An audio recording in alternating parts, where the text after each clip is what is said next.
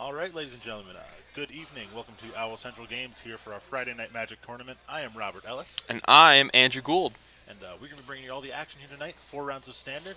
I'm excited. Are you Me excited, too. Andrew? I'm excited to be commentating over Magic. Yeah, you've People watching might have recognized me. I'm on the Yu-Gi-Oh one all the time, but I can do this. I'm yeah, excited. I'm confident in you. You've played enough. You know what's going on. Yeah. Even if you don't know some of the cards, and I'm sure I'm going to forget quite a few. Well, I would say I know Standard the most out of all the formats, just because I work Fridays all the time. So Yeah, that's fair. yeah. Starting off here, we're getting ready for round one. The players are shuffling up, getting ready to draw their hands. We're going to be having Tony Mera versus Kale Carr. Kale Carr. Okay, Kale Yes. Carr. Unique name. Want to make sure it was getting pronounced tonight here for stream. I think this is the first time we're seeing him on the Magic stream. He may have played Yu-Gi-Oh. I'm not sure. I think this is the first time we've seen him on stream Awesome. at all. It'll, Yeah. it'll be fun to see him. He's going to be playing a blue-black artifact deck. I just took a quick look at it, skimming through it before to make sure we got the deck name up. Yeah. Interesting is what I'm going to use. He's I, playing I helped Temperance him. Touch. I helped him build it. It looks solid. Yeah, it's a very interesting concept because Tezzeret, him in and of itself, I think his plus one is he just makes a Lotus Petal, which I don't think is terrible, but It's pretty good if you have it in the right deck. Whether yeah, that means you want to ramp to bigger things or use the fact that you have this free mana, or even putting a Tezzeret's Touch on it isn't the worst thing in the world. yeah, It's not what you want, but it's possible. Over on the right here, Tony Mera is going to be playing the remnants of the deck formerly known as Blue-White Flash. Reflector Mage is out of the format. Smuggler's Copter is gone. The deck took a lot of hits with the recent bannings. It didn't really yeah. gain very much with Aether Revolt. No, not really. That being said, Tony, he really started playing last standard formats when we really got into it, and that's the deck he played. That's really all he played. And he Well, played it quite well. go with what you know. So That's the idea. In standard, that's where you see the most disparity of power level of a deck versus how much you know the deck. yeah, It'll be interesting to see. He might do well tonight. Like I said, he's played this a lot. It's definitely the deck he knows. Cal drops a Prophetic Prism. Turn Powerful two. card. One of your favorites in Pauper. Yeah, it is. It is. I love that card. Tony plays a Plains, Yeah. so Blue White Flash. That's what we said. I don't. Right. Okay.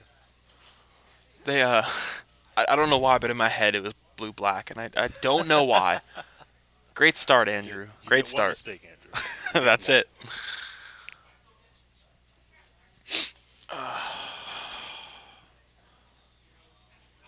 And, Ooh, looks like we're dropped seeing in Tezzeret's a. Touch come down, and that's getting spell Yep. quellered. Pretty much how you expect that to happen. Tony Yeah. reading the card, wasn't even sure what it was, but it was getting spell quellered. He's just itching to drop that card. That's pretty much what Blue White deck wants to do. There was no pressure. Turns 1, 2. Turn 3 comes, he just Yeah. gets to play Spell Queller, whatever you have. Now he gets to sit back and start dealing 2 damage a turn.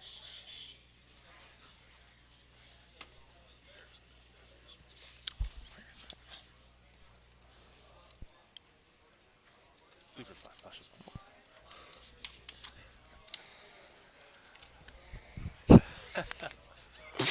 All right. The Thraben Inspector coming down over on Tony's side of the field gets his clue token. That card's so good. It's very powerful. Like it's just a one drop. It's a 1/2, right? Yeah, 1 mana 1 2 is not traditionally the most powerful card, Ugh. but It's that clue. the fact that you get Sweet that clue, so clue. you get the card back later, it's strong. It looks like Kale's going to try for a Tezzeret here. I'm expecting Tony's going to have something to say about that. If he doesn't, I'll be very surprised. It's 3 open mana.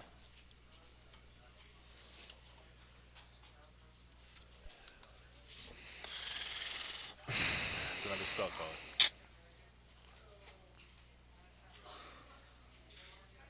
That's the unfortunate thing there with Kale. My guess is he probably didn't have much else to do. It felt like he was kind of running into that spell call. It Yeah. felt a little telegraphed over on Tony's side.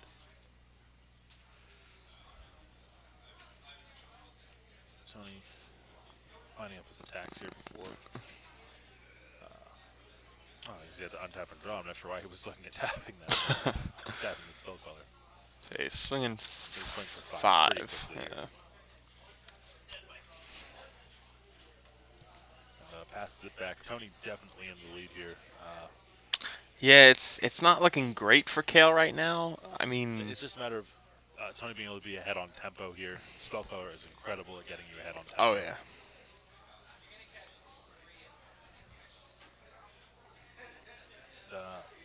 Oh, goodness, I can't remember the name of the card. It's a draw spell with improvise, and Tony's going to say no. Oh, I know what this card is. We're on the same page. It's on the tip of both of our tongues. Regardless, Tony is saying no. He has to say disallow. That card's very good. This was very good. I don't like Tony's use of it here, personally.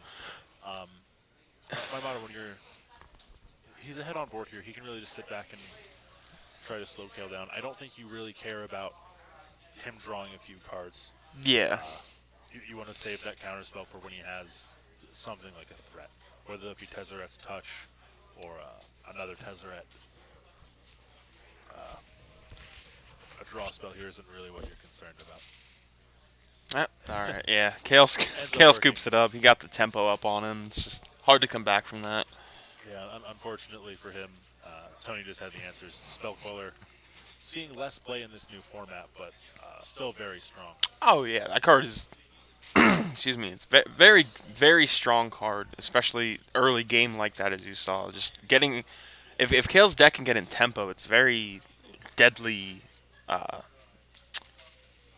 don't even know what I'm trying to say here, but it can be very bad for you if you let Kale's momentum get going. And spell quelling the Tezzeret's Touch is definitely what you needed to do there. Touch, obviously very reminiscent of In-Soul Artifact, a deck that was a little notorious and in its days in Standard is a bit of a poacher, certainly like to go kill rounds.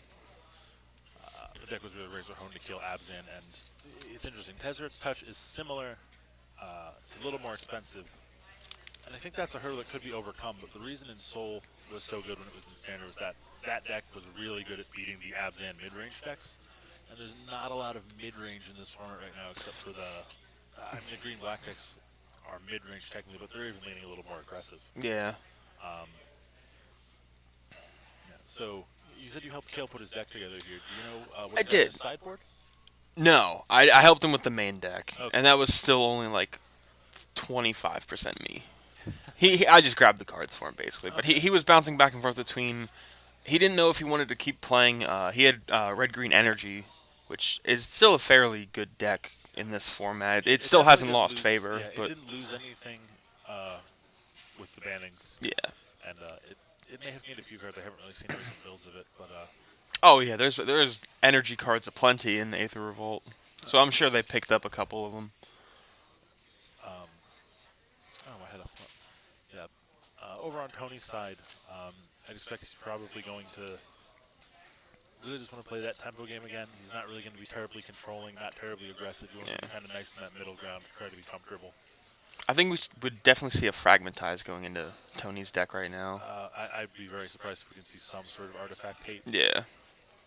And again, unlike the In-Soul Artifact deck from Standard a few seasons ago, this deck doesn't have anything like Darksteel Citadel that's indestructible. Yeah.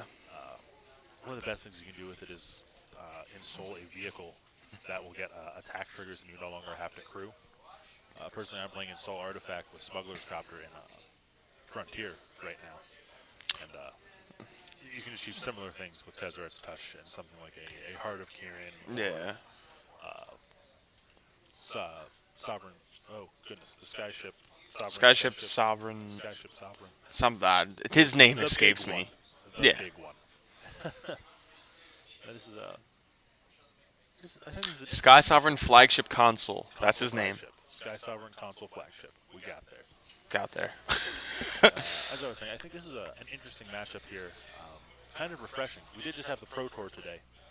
We I did. didn't get to watch a whole lot of it, but Neither did I. To my understanding, the metagame was roughly 1/3 Saheeli Rai combo variants, Of course. 1/3 green-black variants, and 1/3 vehicles aggro decks. Really? Yes. Obviously, none of those represented here in this round one. Speaking of round one, we're going to look back at the tables here. Game 2 is underway. Kale starts off with a Choked Estuary coming in tapped. Sorry. Tony leads off with a Port Town into a Thraben Inspector. It's really that's the turn one this deck wants. Oh, It's absolutely. immediately ahead on tempo, and we're seeing Prophetic Prism come down here for Kale. I I'm very out of it. I thought the land Kale just played was a Reliquary Tower. I was like, what? That is not currently legal in this standard format. For those of you maybe a little less versed. All right. Well, not you, the people at home. And me. Turn two from Tony, we see another Port Town and another Selfless Spirit. There's going to be an attack for one. Just going to put Kale down to 19. Tony again, just out of the gates, getting set up early. Yeah, it seems like Tony's opening just very, very well. Yeah, he's curving out here. And it doesn't help that Kale did mulligan down to 6, I believe it was. I believe so as well. The Another mulligan Aether has Hub. a lot less than just your first play being the Prophetic Prism Yeah. against a deck that it's odd. As controlling as Tony's deck can be, it can also very much There's a Tezzeret's Touch. yeah. And this one will resolve. Daze is not legal in the format. Forcible isn't legal in the format. I can't think of any way he could counter this. I don't believe he has a way to. Yeah, there shouldn't be. If there is, I'd be very surprised. Again, just double checking the Odd. exact text on the Tezzeret's Touch, and looks like Tony's gonna get attacked for 5 here. We'll see if he puts that Selfless Spirit in front of it or not. I'd be very selfless of him if he did that. Well, of the Spirit, it'd be kind of selfish. Well, all right. Don't try to outpun me, Andrew. I can only try. Puns. You're out of your league. So it seems like Tony took the 5, correct? He should have. So, double check that with our spotter here. Yep. Yeah. Tony's gonna take 5. 3-turn clock here. Tony needs to find an answer. Now he should have answers in his deck. Oh, yeah. But Attacking with the Selfless Spirit and the Thraben. My god. there's gonna be an attack for 3 here. Looks like Kale's gonna take that, put himself down to 16. All right.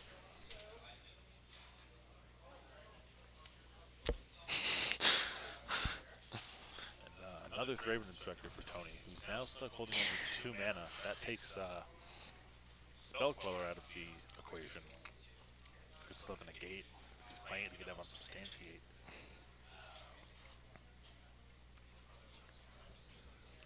I think I'm gonna call it now. In This puzzle knot comes down. in Amonkhet, Daze is getting reprinted. I'm calling it. I'm calling it.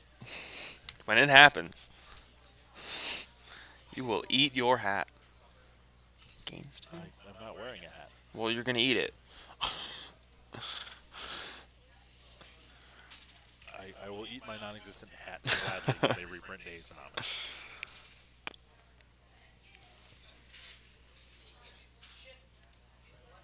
Tony down to 10. A lot easier. He has that Selfless Spirit, so he can block at least once. But it's still a 5-5. Tony's going to have a little trouble answering it until he can get to the 5 mana to cast Avison. Yeah. He has Avison in hand. I haven't I seen. don't know if he has it in hand. I know it's in his deck. Oh, In absolutely. general, in his deck, there's not a ton of ways to answer a 5-5.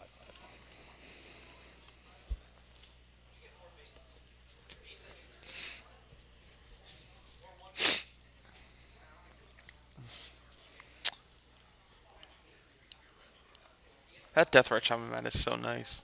Oh, it's beautiful. I know.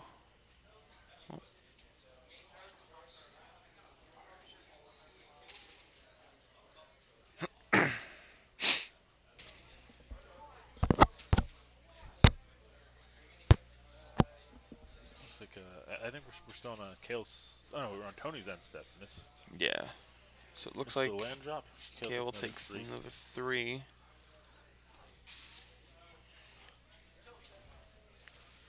Kale gets to 5 lands here. Tony attacked with that Selfless Spirit again, so unless he has something to play here, it looks like he's going to take another 5. 8. The only 4 mana open. I'm trying to think of what he could cast in response to anything. He can play a Spell Queller as a chump blocker. Yeah. If he's on Spirits, there's a few of them that have that instant speed and decent enter the battlefield with triggers, but Right out the bridge is going to be cast here for 2. It's going to give, I believe it's plus X minus X. So that's going to be plus 2 minus 2 to the inspector, killing it. I don't like that here. I think you cast that on the Selfless Spirit. Get the Indestructible out of the way.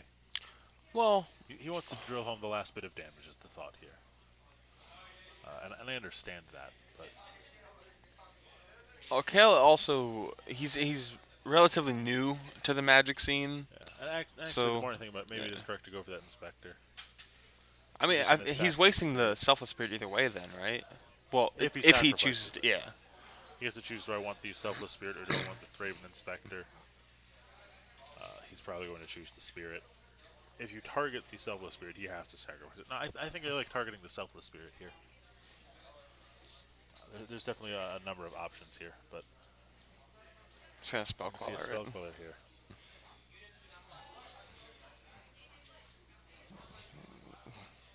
We're gonna see a. Is that Metallic Rebuke? That's Is that the what it that's Mana looked Leak? like. That's Mana Leak with Improvise, and that's gonna let that battle resolve, and that's gonna kill the Thraben Inspector. All right. Nice play there from Kale. Just need to attack in for 5 here now. Yeah. Tony's Getting gonna go down in. to 5. If Tony doesn't find a way to answer and or block that prophetic prism this turn, there's a sentence that I don't think has been muttered in the history of Magic.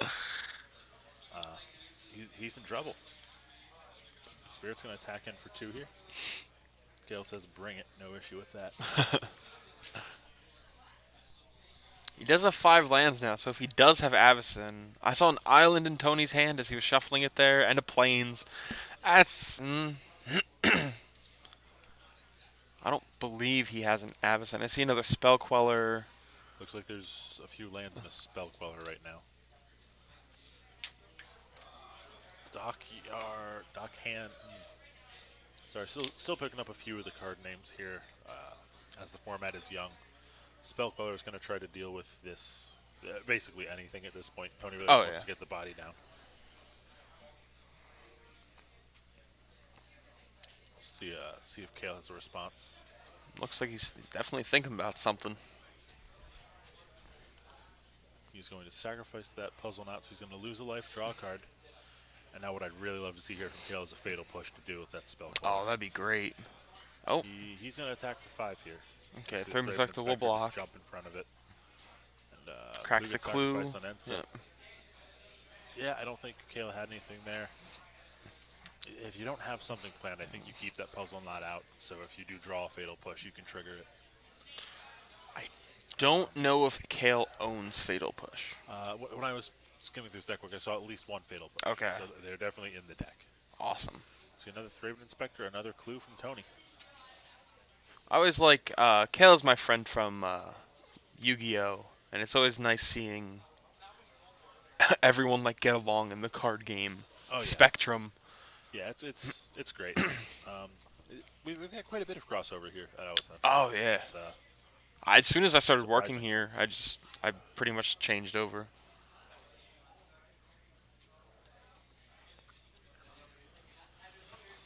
And, yeah, Tony's gonna send it back then. Looks like he got in for 4 there. Kale is also down at some risky life totals here. I mean, he's got a Thraben on board. Did he just not untap that prism? Is it untapped? Yeah. Okay, There he we just go. forgot to move it. Okay. He's going to go ahead and pay some 4 mana here. Try to cast Tezzeret. I was going to take a second, reread all the modes on here. I know his +1 basically makes you a Lotus Petal. Yeah. Do you remember his other 2 abilities off the top of your head? Off the top of my head, I do not. In some manner or another, they will make 5/5s. I forget exactly how. We're going to try to bring that up for you quick. So we can look at that. If this Tezzeret is allowed to resolve, it could become very relevant very fast.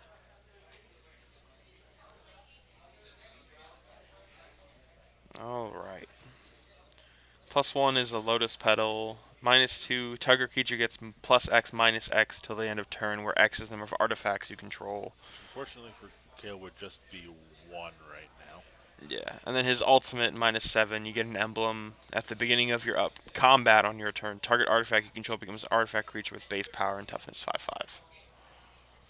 Yeah, it's not going to be great in the current position for Kale. The benefit is that if you do plus Tezzeret, all of his subsequent minus abilities become better and better. The more Lotus Correct. Petals you gotta get to make.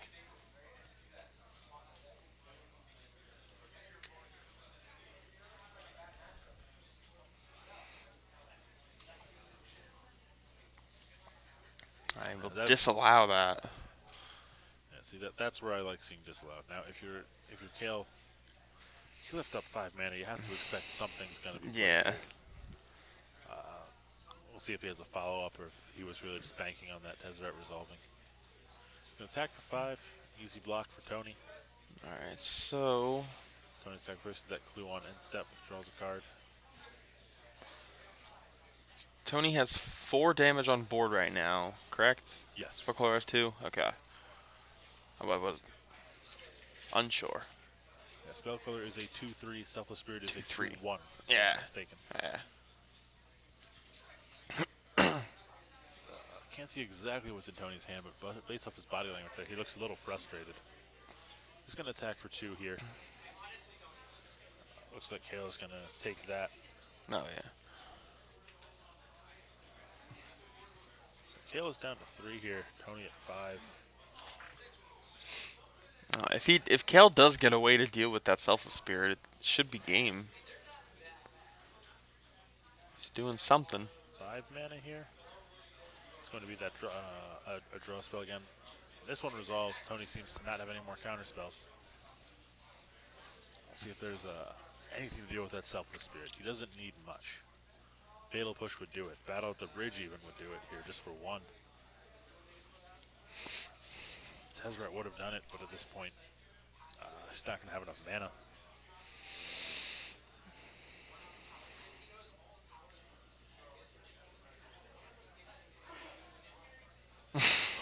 Tony showing us a little flash of his hand there. It is all lands. We've seen Aether Hub Aether come Hub. down for Oh turn. my goodness, I forgot what Aether Hub was called. Oh, man. A glass Looks like blowers- no, it's that's the Renegade Expedition. Renegade map. I was going to say Expedition map. not quite a expedition. I knew it was a map. Now, here's the situation here.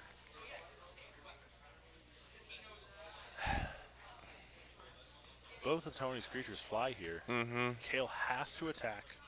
Tony has to block. That's what happens. So now Kale can be attacked by this Spellcaller here and only go down to 1. Mm-hmm. That's where he's at. And Tony Tony drew has another all island. lands.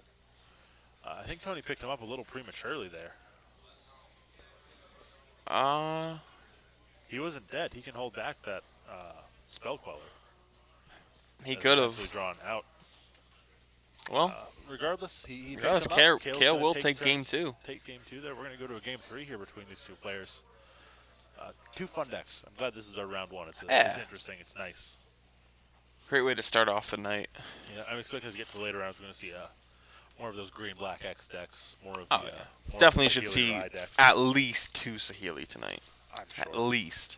I mean, it's funny. In the past few years, standard, as much as I feel like the standard has been fairly healthy, even going back into last season when you had the oppressive decks, with very few exceptions, we saw a lot of the same decks. And I think it was partially a matter of us choosing the wrong decks on the future matches that we put very good players on very early and then having to see them later when we put on the undefeated Yeah. matches. See the players there just giving a good luck handshake. Always good sportsmanship here. Yeah, the good luck handshake isn't something you always see. It's No. nice when you do that. Yeah. It was as much as there's been times where we've seen 3 decks all day, it hasn't been an oppressively, at least it hasn't seemed to me, an oppressively unbalanced format. Yeah. The Saheeli combo, don't get me wrong, is as good as it is. I just feel since it's the deck of the format, it just becomes the one that people side for. So it just becomes Definitely. easier to stop. Yeah, it's definitely got a target on its back. When you're building your 75, you're considering how you're going to kill Felidar Guardian. What are your ways to deal with Planeswalkers? Kale is mulliganing for the third game in a row. That's unfortunate. So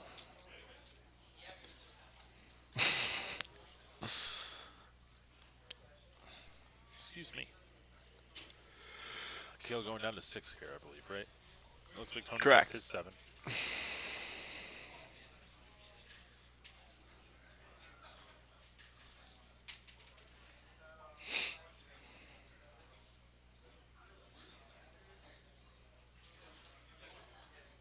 And looks like Kale's moving 6. Looks like he forgot to scry, unfortunately.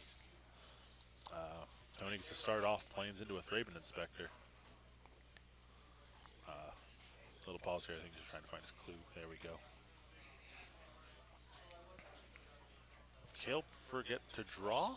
No, he did. He Oh, did. he did? Did I Yeah. just miss it? Okay. Yeah. That's Gonna okay. do that We'll take Renegade one Map there. down.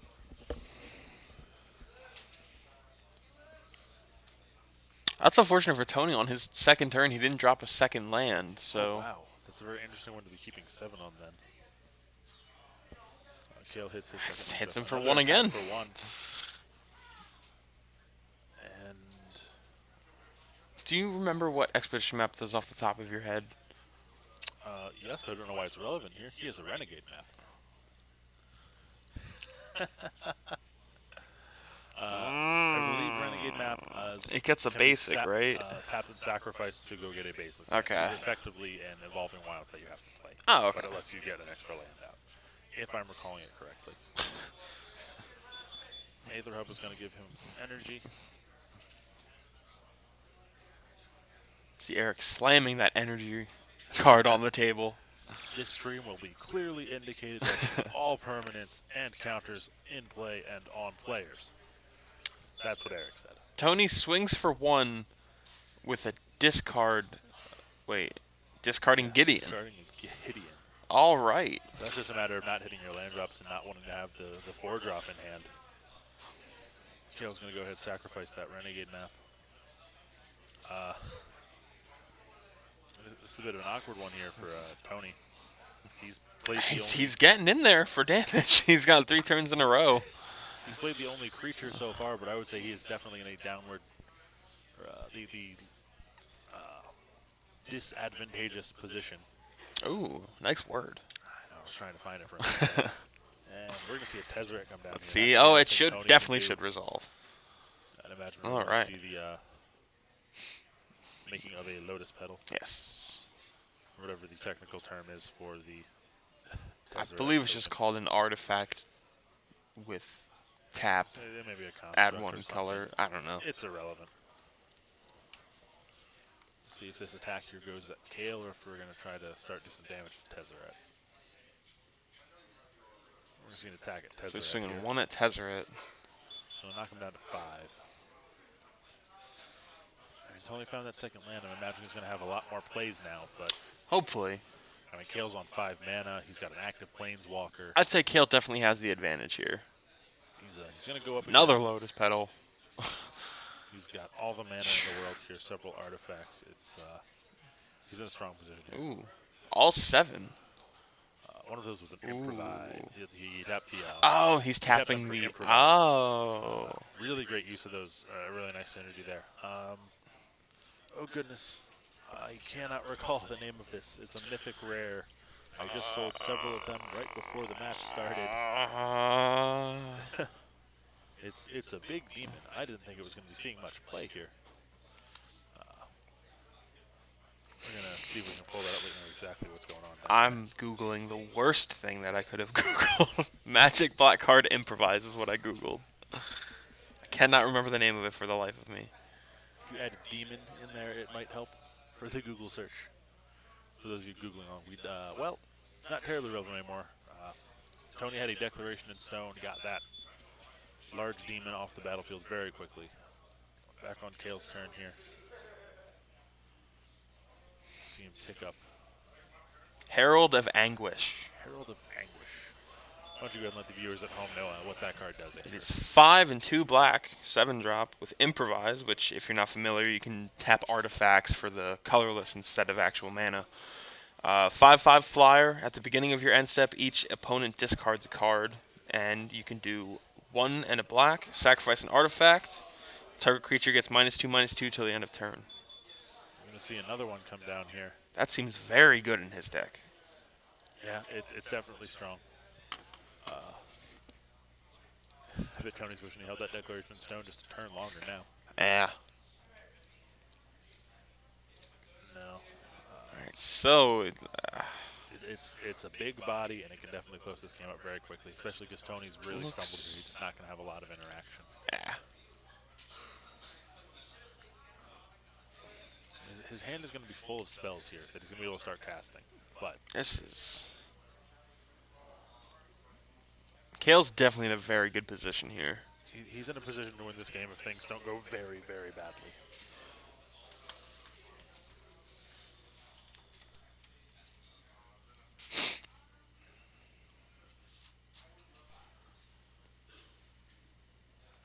Take a second here trying to figure out what he can really do here. There's not a lot. Sending it back over to Kale. It was a very interesting keep from Tony with that hand. A one lander. Yeah, he I got guess it he saw very Thraben in quickly. planes and he was like, I'm done. Like, I'm good.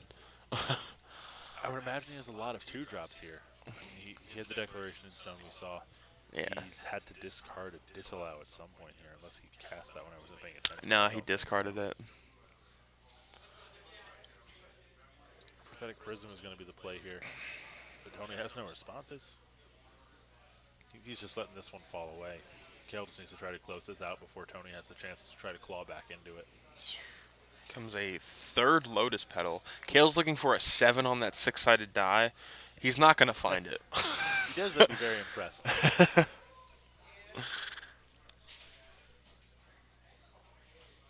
Kale has 4 of these Lotus Petals. He can start killing anything he wants with that Tezzeret.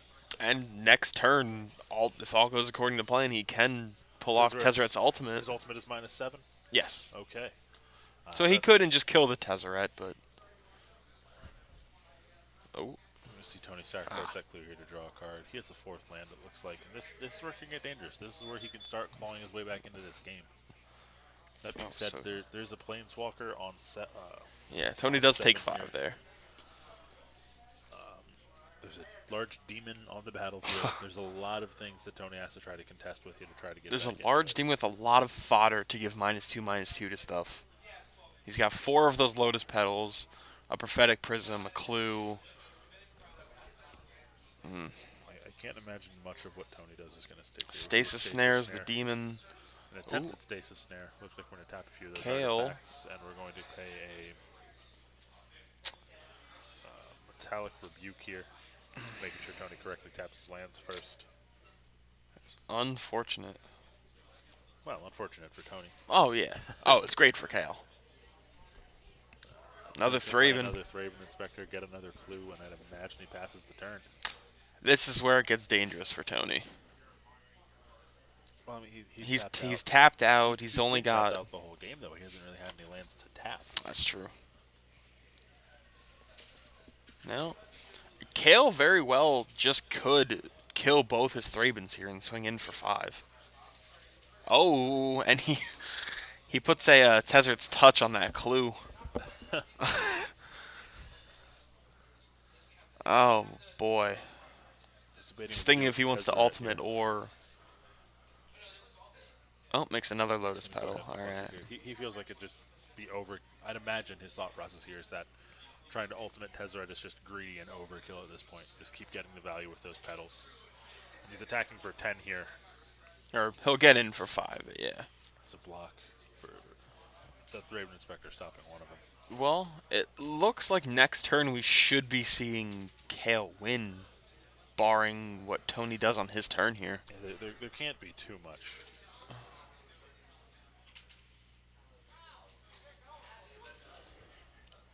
Yep, Tony scoops it up. Scoop it up. He's pretty far behind. Very, there. oh. Bit of a friendly high five there. At least that's what All we're gonna right, so call we it. do see we see Kale Carr taking. Kale Carr takes round one here, Oh two yeah, games to one against Tony Mara. I Blue black enjoyed that first round a artifacts. lot. Yeah, blue I mean, I black. think that's what we That's can call fair to that one. call Blue black that. Yeah, artifacts. It's not really control. It's not really aggro. It's kind of mid range. yeah. Solid blue black I artifact like deck. that deck actually. It's very interesting with what it can do. That demon, I like Did a that little demon more a than lot. I thought. I saw people Oh yeah, trying to build control decks with Tezzeret. It looked like he did take a bit more of a mid range with the demons in there. yeah. I've seen the list playing the Tezzeret's touch before. It looked like he's probably playing a few more. He saw him more consistently. And over on Tony's side, he had that blue-white flash deck. It looked like it still has legs. More Yeah. so than I thought. Losing Reflector Mage really hurts it. They did gain disallow, which I think that card's very good. I like that card a lot. It certainly is, but that deck already had counter spells. That's not True. really what it needs. What True. that deck needs is a way to make sure it gets ahead and stays ahead on tempo. Oh yeah, And its weakness right now is that if it gets behind in tempo, which is what we saw both, game one, game three, we didn't really see much magic with Tony not True. playing any lands. true. And Kale just really took advantage of that. The blue-white flash deck needs a way to be able to get back ahead on tempo, and that's what Reflector Mage gave. Yeah. It's a lot like, if I can make a comparison, it's a lot like Delver and Pauper. You need to get on tempo with that, and if you Yeah, it's a if you tempo fall deck. behind or don't, you just Yeah, you it's get a to the tempo. point where you They're lose. both tempo decks. The difference is a lot of the times when we see Delver decks, they do have ways to get back ahead on tempo. That's true. They have stuff like a Vapor Snag. That's or, true. Different things that can let them get back ahead. Yeah. It's very, very difficult for this blue-white flash deck to get back ahead once it falls behind. As we just saw there in Game 3. Yeah, With and unfortunately, what happened Tony in had game three, one land for like 3 turns. 3 or 4 turns. It really It made was rough. And very then rough found one. a second land and it was in there tapped. That really, Yeah. he didn't have much of a chance. But what we, what we did see there was Kale's deck really do what it's trying to do is just play the mid-range game and start generating a lot of value off of that Tezzeret, using those Yeah. artifacts to be able to play Metallic Rebuke very cheaply. You have a lot of improvised mechanics that Yeah. are doing a lot of things. There's a lot of synergy there. And while the gap between where he was and where Tony was, it was expansive in that game. It was huge. Yeah. In a regular game, that's still what Kale wants to do, is try to widen the gap by getting those Lotus Petals and having these average artifacts and using them far above average and generating a lot of value. All right, I think we're towards the tail end of the round here. We don't have our clock, and we recently readjusted our booth. Got us Can't a little see more silver, anything. a few less distractions. We're going to have to work on getting a way for us to see the timer, so we can both keep it up for you guys and be aware ourselves. Yeah. I think we're going to take a quick break here before we get ready to come back for round 2. Yeah. And we should be back shortly. Yeah. All Very right. shortly. All right. See you guys Enjoy soon. Round 1. Stick around.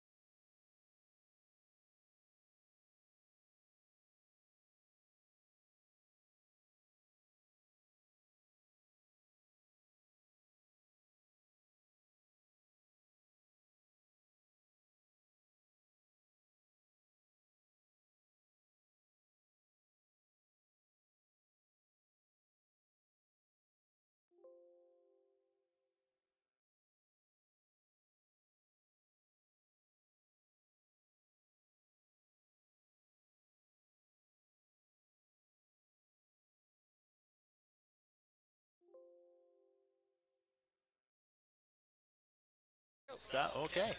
All right. Welcome back to our Central Games for our Friday Night Magic tournament. We were getting ready for round 2 here. They have 50 minutes, and they may begin, according to our judge. Our feature match players are just a little bit behind you. They're getting set up, shuffling up, getting ready to draw. We have Christian Urena. Am I saying that last name correct? Yeah. All right. One of our very own little outlets. Great guy. Really glad to have him around. Hope he's going to do well tonight. And, Yeah. On the opposite side, we have Jack Sayer. Yes. Sayer. Sayer. Not sure what he's on, but I saw saw Saheeli, so he's on some form of copycat. We might have the mirror match here. We do have the mirror match here. Oh, Chris is playing Jeskai copycat. I think that's what we got on the other side as well. Ooh. I think we're going to get ready to send it over. They're just finishing up shuffling. They're going to get ready to draw in a moment here. If our video feed hasn't just crashed. This happened last night during our Frontier stream. No, we're good. No, Chris was just holding his hand there for that long. So we're getting ready to send you over there. They're shuffling up, getting ready to draw. All right. This is a fun one. This is my kind of magic. I haven't seen these decks played yet. I just heard the rumors about the deck. Haven't seen any. In action. That it's incredible draw go magic as it was meant to be played. Well, that is amazing. Yeah, I just haven't seen it like in action. I've never seen the combo go off. Probably won't still because they'll just scoop as soon as he drops it. About the combo, it's just true good control magic, and I love it. Anyone who's watched this stream for any period of time that has seen me on it knows that this is what I live for. Oh yeah, you love We're control. going to see a lot of draw go here. not a lot of spells being cast except for draw spells on end step. Everything's going to be happening instant speed. This is my magic. I'm excited. Man, if it was like Grixis copycat, you'd be all over that. Yeah. Okay. Yeah. Anyway. Yeah. This sort of magic's great. It's so nuanced and so subtle. The plays you make, what spells you counter, what spells you don't, when you cast your draw spells, when you cast your kill spells, what you let resolve, what damage you take, just all the nuance and how important it is at the end. It looks like Jack is mulliganing down to 6 here. Definitely going to hurt him. He's going to keep Keeps it. that. Looks like he's keeping that on top. So if it's a light land hand, I'm assuming you have to keep one on top. Spiral of Canal comes down for Chris. He passes the turn. Sing a Fumarole over there for Sawyer. Or a Sayer. Apologize. See, this is great. This is great. Spiral comes down, anticipate on end step. Draw cards, make selective choices. This is, my heart is bursting with joy. This magic is Richard Garfield intended.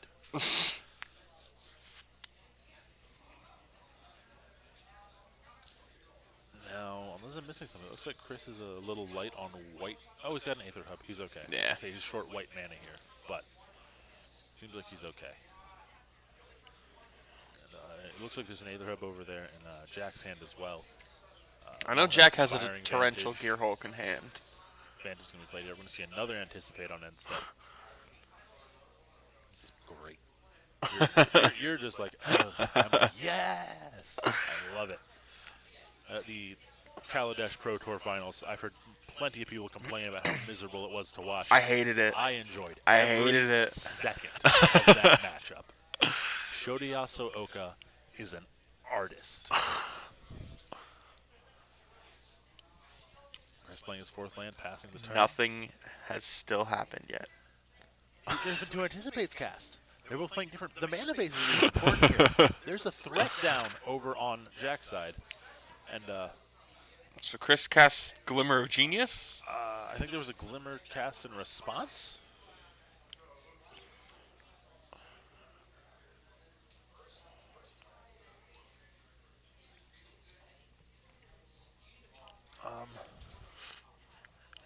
He said it just off screen there for us, but I think there was a Glimmer of Genius cast in response to Chris's Glimmer of Genius. Oh, okay. I'm not sure what exactly they're waiting on here to resolve.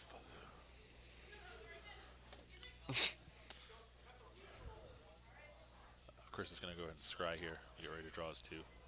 Looks like both players might be resolving their spells at the same time just for a bit of a shortcut here. No, Chris seems to have resolved his first, which is odd. Uh, a note here to the nuance of control. Jack cast his Lunar Genius when after Chris cast his, thinking, oh, he's tapped out. I'm open here. I have the ability to do this without getting countered. Yeah. Incorrect choice. You never counter draw spells in a matchup like this. Let them draw all the cards they want. You need to stop the threats and to start the important cards. Unfortunately, Chris was not able to take advantage of the fact that his opponent had tapped out.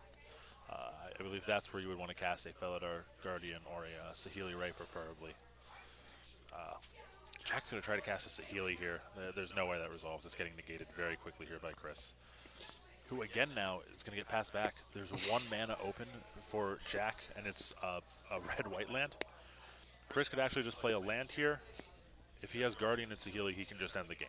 That's the opportunity that Jack has given him. Yeah. Now, I don't think I don't Chris see does it. have that. I see Saheeli, That being said, but I don't see Felidar. what actually happens isn't what's important. What's important here is the fact that he had that window. We are going to see Saheeli Ray come down. And it'll definitely resolve. I do see a Fragmentize, Fumigate Fumigate sounds about right. in Jack's I saw hand. it. Yeah. I know Jack has a Fumigate. I saw that earlier. I always There's a lot mix of those counter two spells up. and a lot of removal spells over there for Chris, and that's what I like to see. I can think of very few, if any, ways Jack is going to be able to really deal with that Saheeli this turn. He has the Fumarole, but if he does that, Chris can just go ahead and kill it.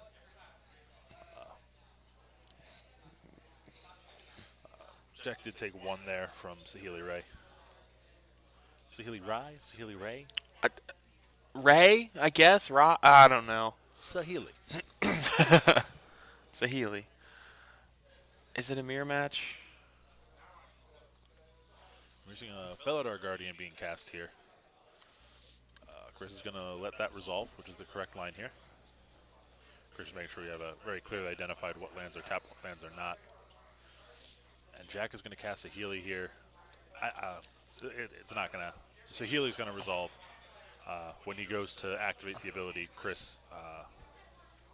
which will actually be in response to Saheeli, where Chris casts this. I'm hoping he doesn't miss that line, because he does have the Harness Lightning to kill the Guardian. It does. And he does go ahead and do that. Pays an energy, casts Harness Lightning, kills it. Saheeli's going to resolve. That's fine. Again, Chris has plenty of ways to deal with it.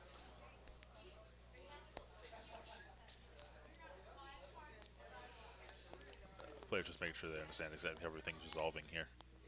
Chris is going to, and again, Chris is going to get to untap with his opponent tapped out. Yeah. He has Saheeli Ray down and active. Both players do now. But Chris has that active Fumarole as well. He needs to just clear off that Saheeli if he really wants. If he has a Guardian, it's actually just over. And 4 mana looks like a Guardian to me. Yep, that's going to be the game. Saheeli Ray. And Wow. that's these games. It's nuance. It's subtle. Nothing, game. Yeah. But it's not like a lot of people think like, oh, you just get to win the game because you play these 2 cards. If you watch that, I love these mirror matches. Chris very clearly outplayed Jack there. Yeah. Very clearly. Jack tried to act first, which is exactly what I was saying. When you try to act first, you get put in a situation where you're tapped out and your opponent gets to have free reign. We saw Chris able to resolve as a healer while still holding up interaction in case his opponent had the combo. His opponent still went for the combo, didn't get it, is tapped out. Chris is able to win. You never want to act first in these control matchups. If you're good and you're confident, you have all the time in the world. You will sit there and just let it go. The issue is if you are letting games go long like that, you need to make sure you know when to turn the corner and can close a game out. With the Saheeli combo in Standard right now, it's very easy to do that. You can because you can win with an infinite combo. Yeah. Anytime you don't have a combo, like the Grixis control decks from last Standard season, if you're playing against a black deck and they cast Lost Legacy and take out one of your combo pieces, you need to know when and how to turn the corner and close a game out. Because if you don't, you can go to time and get a lot of draws, and that's really not where you want to be. Now, what I've heard some people talking about here, and I think we're seeing Chris do it, and I don't know how much I agree with it. Is he setting out all the Taking out Saheeli? the combo. It looks to me like he's taking out some number of Saheeli, which I He has all 4 on top there. we'll see what he does here. I've heard people say they like taking out the combo, and I disagree with it. I did hear another one of our coworkers here, Eric Fairchild, giving Chris some advice before the round started. And I didn't hear him specifically say you should take out the combo, but that does seem like the piece of advice Eric may incorrectly give. I don't agree with that in this match. People liken this back to the old Splinter Twin decks, and it is similar, but the instant speed interaction that Splinter Twin had was a lot better. It was a Yeah. lot easier for them to just kind of get out this incremental value. There's a lot less of it in the Saheeli combo decks. Did we see him pull those Saheeli out, or are they? I don't think he did. Okay. He may have been thinking about it. I see there's at least a Felidar Guardian still in there.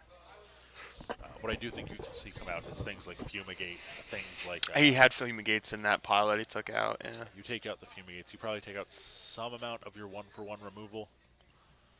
Definitely not all of it, because they do still have Wandering Fumaroles, who obviously still need to be able to kill their cats. Chris double checking his sideboard out there. Yeah, I didn't see Saheeli, so the Saheeli should still be in Chris's main deck. Authority of the Consoles is great because it can turn off the That card's infinite very combo. good. Interestingly, though, it's not always good enough. I believe it was last week, last Friday or last Saturday. I cannot recall when exactly. We had a matchup. It was the 4-color Saheeli combo deck, actually, going Yeah. up against a green-white tokens variant. The tokens deck leads with Authority of the Console. This is game 3. Later plays a second one, and the combo deck ends up playing through both of those and winning with the combo. He was able to. Oh my It was God. incredible. He won on turn 4 of turns with the infinite combo. Played a Nahiri. He Oh. had a Nahiri out, used it to get rid of one of the enchantments. Worked her back up and was able to use Nahiri to go find Felidar Guardian, because Saheeli was already out. Then played a second Nahiri to destroy the enchantment and win. Man. And that's the sort of thing that it's a very complicated, complex line. And when these games go really, really long, that game went fairly quickly because of how Jack played. I was trying to be very Yeah. aggressive with the combo. But if these games go long, which they easily can, you can always see, you have to be able to see these very detailed, nuanced lines. Now, sorry, can you excuse me? If you look to your left, Andrew, on the floor, there's a box. That's my soap box. Can you hand that to me so I can get on it quick? We did just see both players pile count. I've said it before. I will say it again. This does nothing. Count your sideboard if you need to know how many cards you have in your main deck yet. Make sure you have enough. Well, also it should seeing here- randomize it, does it not? No, it is an order. Because you're doing it systematically, it technically orders your deck. It is not random. Ah. Doing it actually, and again, I want to be very clear. I am by no means accusing either of these players of stacking their deck. I believe they are both thinking they're randomizing it or counting their deck. I believe they are both doing things very honestly here. But the fact that this is in the game, Wizards says you are allowed to do this once per game, does open the door for people to stack it and pile shuffle and mana weave their decks. It doesn't accomplish anything, and having it only really opens the door for people to be dishonest and cheat with it. Again, to be perfectly Chris. clear, to be perfectly clear, I am not accusing either of these players of that by any stretch of the imagination. Oh no, they're both It is a very waste- good players, very good It is a people. waste of time. It makes games go very long, especially in a control mirror like this, where the game can go very, very long. Chris got a lot of lands in his hand. I see a He also has a Tarantula, Saheeli. Saheeli. If that's 4 lands, Saheeli, Glimmer, Torrential. Oh, there's Authority. Authority. You snap, keep that. I think it's 3 lands, Saheeli, Torrential. If it's 3 lands, Saheeli, Torrential, Authority, Glimmer, I think it Looks like he's keeping that. Yeah. And it looks like Jack is going to go down to 6 again. I feel that's think- also a very big thing going into this game. Mulliganing down to 6, giving your opponent, if he keeps the 7 cards, Yeah. that's definitely a tough The- spot to work your way out of. The other thing here is the fact that based on what I saw their game 1, I did talk to Chris a little bit before Friday Night Magic started this evening. We need to make sure we adjust our game wins total. Chris is up Oh, again I'm here. sorry. That is my fault. It's okay. I've said several times on previous streams. At the moment, our commentary team and our technical team are one and the same at the moment. That's So, true. That's true. Definitely a lot to keep track of. Anyway, I talked to Chris a little bit before Friday Night Magic started, and I told him, you're not a combo deck. You are a control deck that happens to have a combo that can win the game. Based off the play styles I saw in that first game, I think Chris kind of took that to heart, and it seems like Jack is playing like a combo deck. We're going to see a Port Town, and then an Authority of the Consoles on turn 1 for Chris. That's going to slow, that's huge. It's going to slow Jack down. It's going to get really hard for him to keep up with tempo. That Vantage is actually entering tapped, even if he doesn't realize it. I forget what it does. Authority of the Consoles, 1 mana. Creatures and non-basic lands your opponent control enter the battlefield tapped. Whenever a creature enters the battlefield under your opponent's control, you gain 1 life. Oh boy. So that Inspiring Vantage actually did enter tapped. It appears to have not been relevant here, but for the sake of correctness, it was. I was going to hear Chris passes it, or I'm sorry, Jack passes back to Chris. I expect we're going to see that Spiral of Canal here. So in a sense, Authority of the Consoles is just a better Thalia. Heretic Cathar. I would not say it's better. It's different. Thalia obviously is a creature. She can attack, block. Having First Strike is relevant. But in some senses, yes. I feel like it's better in this deck. It achieves a very similar effect. Yeah. Aether Hub comes down. Chris is going to pass the turn again. There's a Plains for Jack.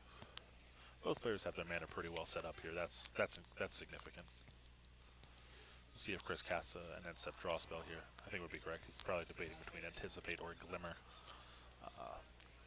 We didn't see him try to counter. We did see him already be willing to cast things in response. I like casting Anticipate here. That way, if he does try to counter it, you have the Glimmer still in hand, which is the bigger, more powerful draw spell.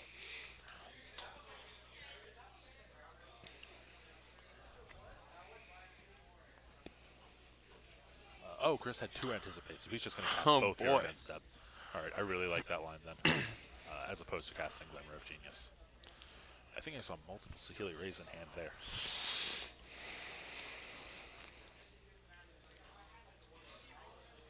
I don't hate having multiple Saheelis here, especially if you have any sort of counter magic up. Looks like he drew into Harness Lightning. Okay, that's a good one. I still don't think you're doing anything main phase here. Too easy for your opponent to then come out and have significant plays on the end step. Glimmer of Genius, and Chris is going to negate that. Again, I don't love that. If you have another negate in hand, then I guess it's okay. Looks like it's at least a Harness Lightning, so he's not too worried about the combo. But I think that negate's better served later. If this game goes long, it probably ends with one of the players trying to go for the combo and you getting into a counter war. Negate's huge in those situations.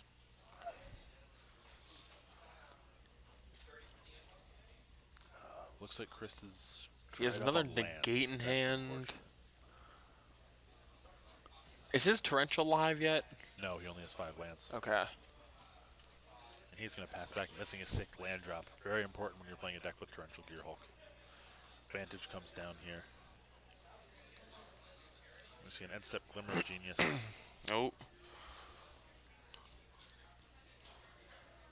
Glimmer of Genius in response. And Chris will negate Chris it. is going to dispel that. Oh, Dispel. Sorry. I don't hate that here, just because you get to untap with your opponent basically tapped out. I definitely don't love it either, though. Resolves. Chris is up to 3 energy.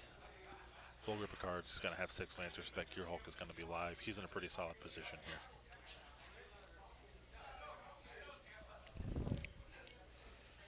And this is where, if he has a Felidar Guardian, he can just end the game.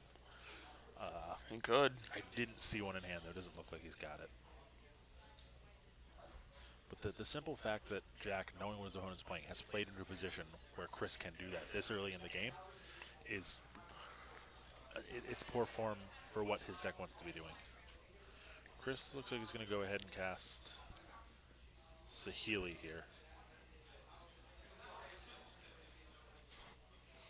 And I'm kind of okay with this because he does have that Harness Lightning. He can deal with the combo. He's going to start getting ahead. Saheeli does generate a lot of advantage. He can start digging for his combo piece, digging for more answers, whatever he thinks he needs. So that's taking 1. I apologize for being so quiet. I'm like half not really knowing what's going on, but also half just enthralled in watching everything happen. Yeah, there's a lot going on. It's a lot to process. Don't worry, I'll talk about this match all day. If you let me. I mean, you said last round you'd be surprised if we didn't see at least two Saheeli. There they are. Here they are. I believe we're back on Jack's turn here. Yeah, he's looking at a. Looks like he's going to animate a wandering fumarole here. He's gonna swing it at the Saheeli. Chris just double checking how it works.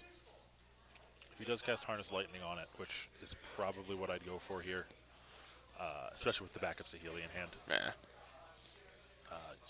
As long as he remembers he has to pay 4. Paying 1, he just gets to flip it back. He's going to pay the 4 here. And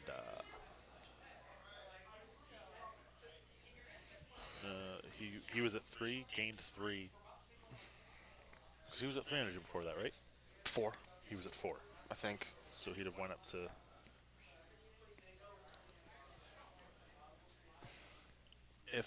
If he didn't pay 4 energy, then Jack should have been able to switch back the power and toughness. Possible he just didn't.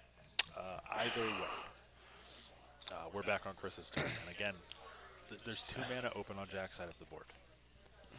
He's been Best he can hope for is a negate. He's been acting in a manner where he tries to be aggressive with these cards, and it's really not what the deck wants to do at all. Chris looking like he's gonna go for torrential there. Oh, never mind. I would not do that on your main phase here by any stretch. He's doing it. Land, and he's torrential main phase. Recasting Glimmer. There's no reason to do this on your main phase. I'm going to go yell at Chris after this. There's no reason to do that on your main phase. When you say yell, I want you to yell at him. Oh, we're going to have the mics off, and it's still going to come over the stream. Obviously kidding, but I will be giving him a coaching lesson on this one. Because if they can't attack this one, all you're doing is giving your opponent a turn where if they have Saheeli Ray and Felidar Guardian, guess what happens? You lose. I don't know if that's the case, though. Unless his thought here is that he's going to take... Okay, he's taking Saheeli down to get a copy of the Gear Hulk. Cast and Anticipate. Get in for 5. But still, doesn't matter if you draw cards and get in for 5 if you just lose. Yeah, the value you get from this extra 5 points of damage versus... now he did find a shock here, which is the saving grace, that if he does go for the combo, you can you stop can shock Saheeli. Yeah. Instead, I think he only found that off the Anticipate. That's risky, and I don't like it. I realized this just because I was trying to look at his hand. I have such a bad habit of when you can barely see the hand, I go like this. Like I lean to try to see the hand better. You also said like this without any visual representation given. That's fine. They know what I'm talking about. Yeah, it's okay. Everyone does it. I've done it. Luke does it. And see, this is another situation where if you leave mana untapped and you wait to do that, cast that Gear Hulk on instant speed, you get to stop that. You get to counter that Quarantine Field. Interestingly,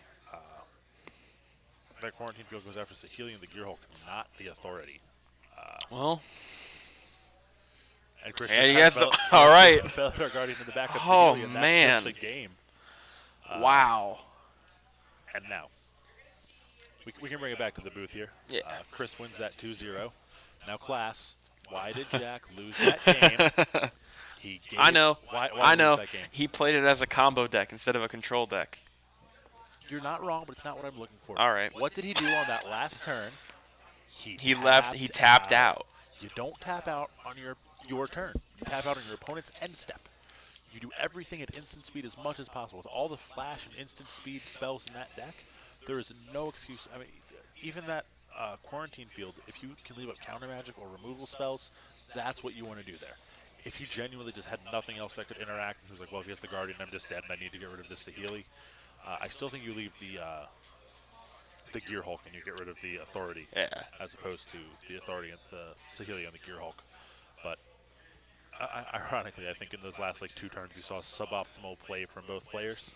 Uh, I guess Chris's was just a little Difference is less Chris just had the suboptimal. combo. And Yeah, he just happened to draw the he had the combo. combo against a tapped out field, which, from what I've learned, you don't do. No, you don't. If you are a true control, as both of these decks are, it's why I really love this Saheeli combo deck. Maybe you'll get into standard. If I wasn't commentating every Friday, I'd love to.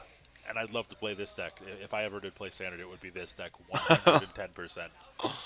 And not to toot my own horn, but I'd be good with it. Like this is my style of deck. This is what I do. Not again, not saying I'd be incredible and like going to the pro tour or anything. Yeah. But I'd be competitive Hey, with it. I'd be good. You can do anything you set your mind to, I'm Rob. not saying I wouldn't go to the pro tour, but I'm certainly not saying I would either.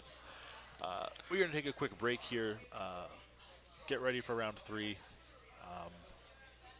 It's very. I just can't stop getting excited. I love this kind of deck. Oh boy, The nuances you see in that deck. Rob are- found his happy place. Everyone. It's my. What can I say? I'm a control player.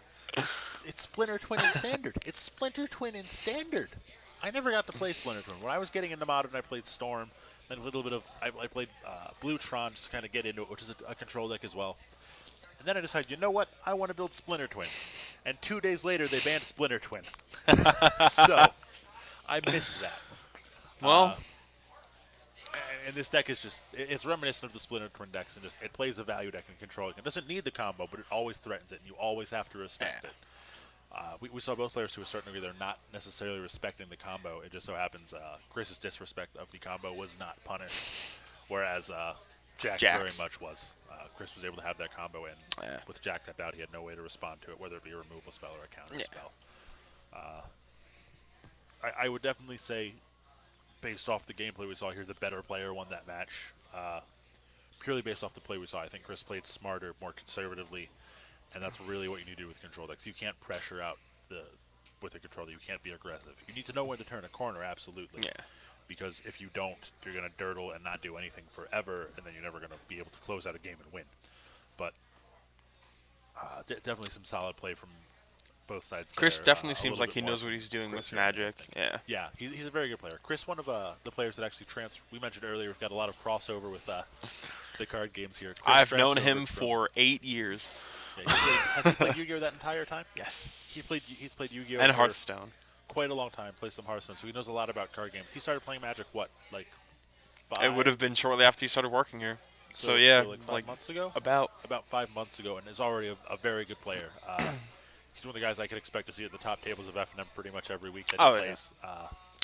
He's got the brain for just understanding card games. Yeah, he he's just picks it definitely- apart and just. Yeah, I was definitely when I saw him, I was like, oh, Magic's a lot more complicated than Yu-Gi-Oh. There's a lot of things you might not know, and he picked a lot of stuff up real quick. He's a very Yeah. good player, and he demonstrated that to a degree. Oh with yeah, that match, so. absolutely. All right, so we're going to take a break here before we get ready for round 3. Before we do that, just a few quick little plugs here. If you're enjoying what you're seeing here on our stream here, if you're enjoying the content, enjoying the quality, give us a follow. We really appreciate it. You can find us, give us a like on Facebook as well, facebook.com/OwlCentralGames, or over on OwlCentralGames.com on our website. I If like you our wanna find website. Yeah, Website's it's, very nice. Yeah, we're always working to upgrade and update everything.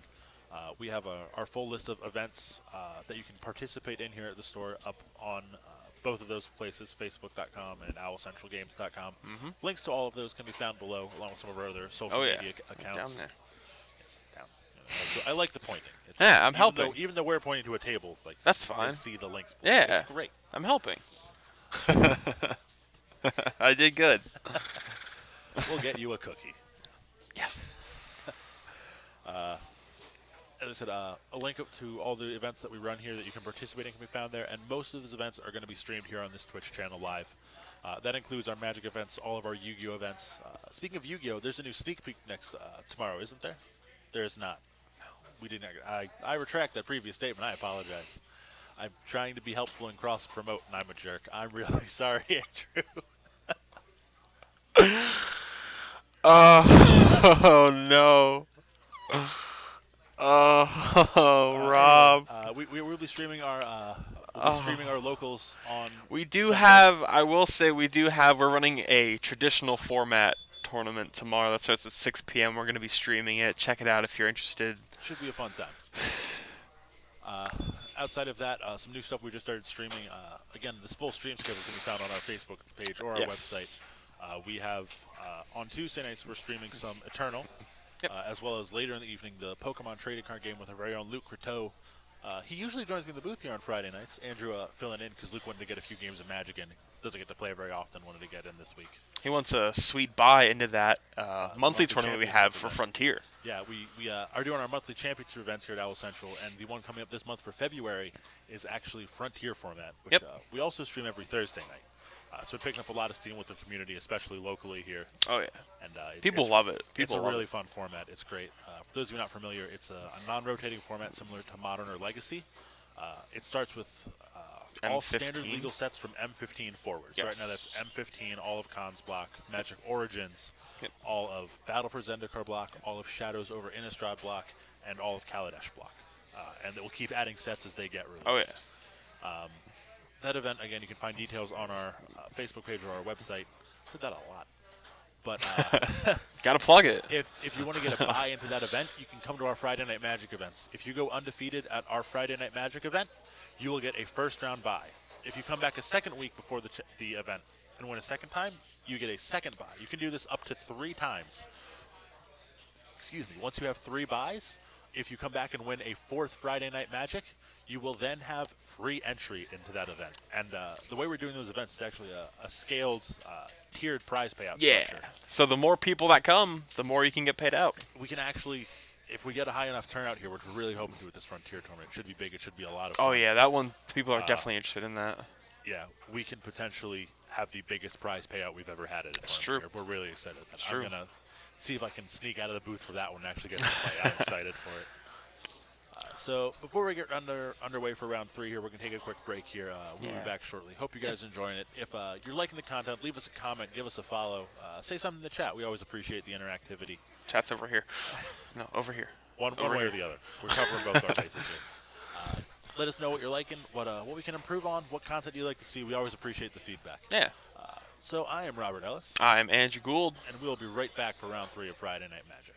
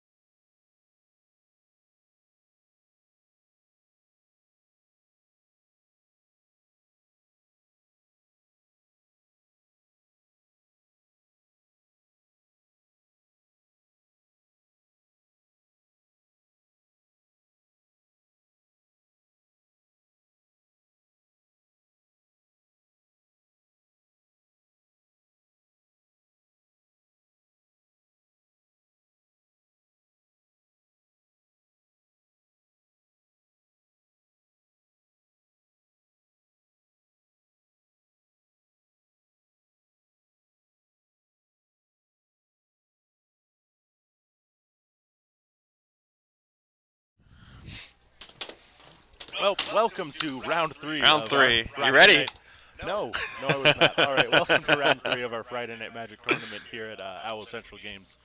We have 4 rounds of standard tonight. We are getting ready for the third. Quick recap. Round one, what did we see, Andrew? Blue-black artifacts against blue-white spirits. Spirits, Flash, Flash, somewhere in that range. one and the same. Yeah. And then round two, we saw a Jeskai copycat mirror match. Yeah, and round one, we did see the blue-black artifacts deck take out the blue-white Flash deck. Yes. Unfortunately, the third game there, Tony on blue-white spirits kind of didn't play well. He kept the one-land hand. Kind Yeah. Of drawny, unfortunately. Yeah. The Jeskai copycat mirror, we saw Chris Urena take down Jack Sayer. Really kind of outplayed him, I think. It was a clean, solid mirror match, really skill intensive. And getting ready for round three here, we have Cody Zerb versus Tyler Blessing. Not sure what either of these players are on. That's a lie. Tyler is on blue-black control. Just remember that one. Blue-black control. Just a hard blue-black control deck. There's like 6, 7 win conditions in the whole deck. Oh, great. Oh, it's fantastic. No idea what Cody is on. We will find out shortly here. I do know Cody. I know the name, but I can't put a face to it. He is our red-headed friend, correct? Yes, he is. Ah, okay. Want to make sure. Mute before you chew. We are stuck in this booth quite a lot in these evenings. We did just have our food delivered. Thus my milkshake incident. Good times. Looks like players are drawing their hands. Looks like Tyler's keeping. Looks like Cody's thinking about it. Kept it. Kept his 6. It Looks like green-black. It was a hissing quagmire that he scried. I think I saw a Constrictor there, so I'm guessing it's some variant on green-black. Evolving Wilds is going to go find a land here. Tyler. Sunken Hollow. It's an island for a second turn. Knowing his deck to a certain degree, I'm imagining he is going to say go. So it looks like Cody's going to be all in green-black. That's the guess. safe to admit, or guess. We'll see.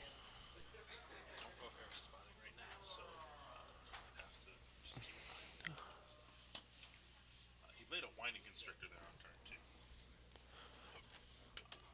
Carver's will break out a bit of approach. And Tyler will be anticipating in the end step, I believe. Anxious to see what he gets out of these 3 cards. Because I'm anticipating. I'm sorry about that. My mic was muted. It's okay. My mic was muted. They didn't hear Was it really? It was. That's really funny. That's Karma telling me stop making bad puns. So that Winding Constrictor's down here. Tyler's probably going to want to answer that right away. Plays a Blighted Fen, I believe. Taps for colorless mana. You can pay 4 and a black and sacrifice the land to make your opponent sacrifice a creature. Tyler's going to take 2 damage here. And Cody doesn't have a turn, so he played to follow up that Winding Constrictor. That makes it a lot less impactful. Winding Constrictor, of course, if you a creature would get another +1/+1 counter while that is on the battlefield, it gets an additional counter. Oh, okay. So yeah, not having the follow-up play is Another pretty rough. 2. Another 2, and we're Tyler into 16. But he's sitting with 4 lands untapped here. This is kind of where he wants to be. We're seeing another 2 for a Grim Flayer here. Tyler's got 4 untapped lands. I can't imagine this resolves, or at least doesn't survive to Tyler's turn. We're going to see a Glimmer of Genius in the end step, so that Grim Flayer's going to stick around at least for a little while. I'll argue that Grimflayer is probably one of the strongest cards in Standard right now. I think it's just such a good card. I don't think many people are going to argue on that. It's really strong. I mean, the fact that it fuels its own delirium helps you set up your draws.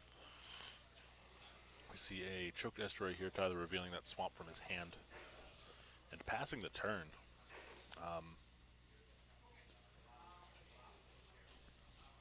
I don't know. He's going to be getting in for 4 right now. Let's see what Tyler can do.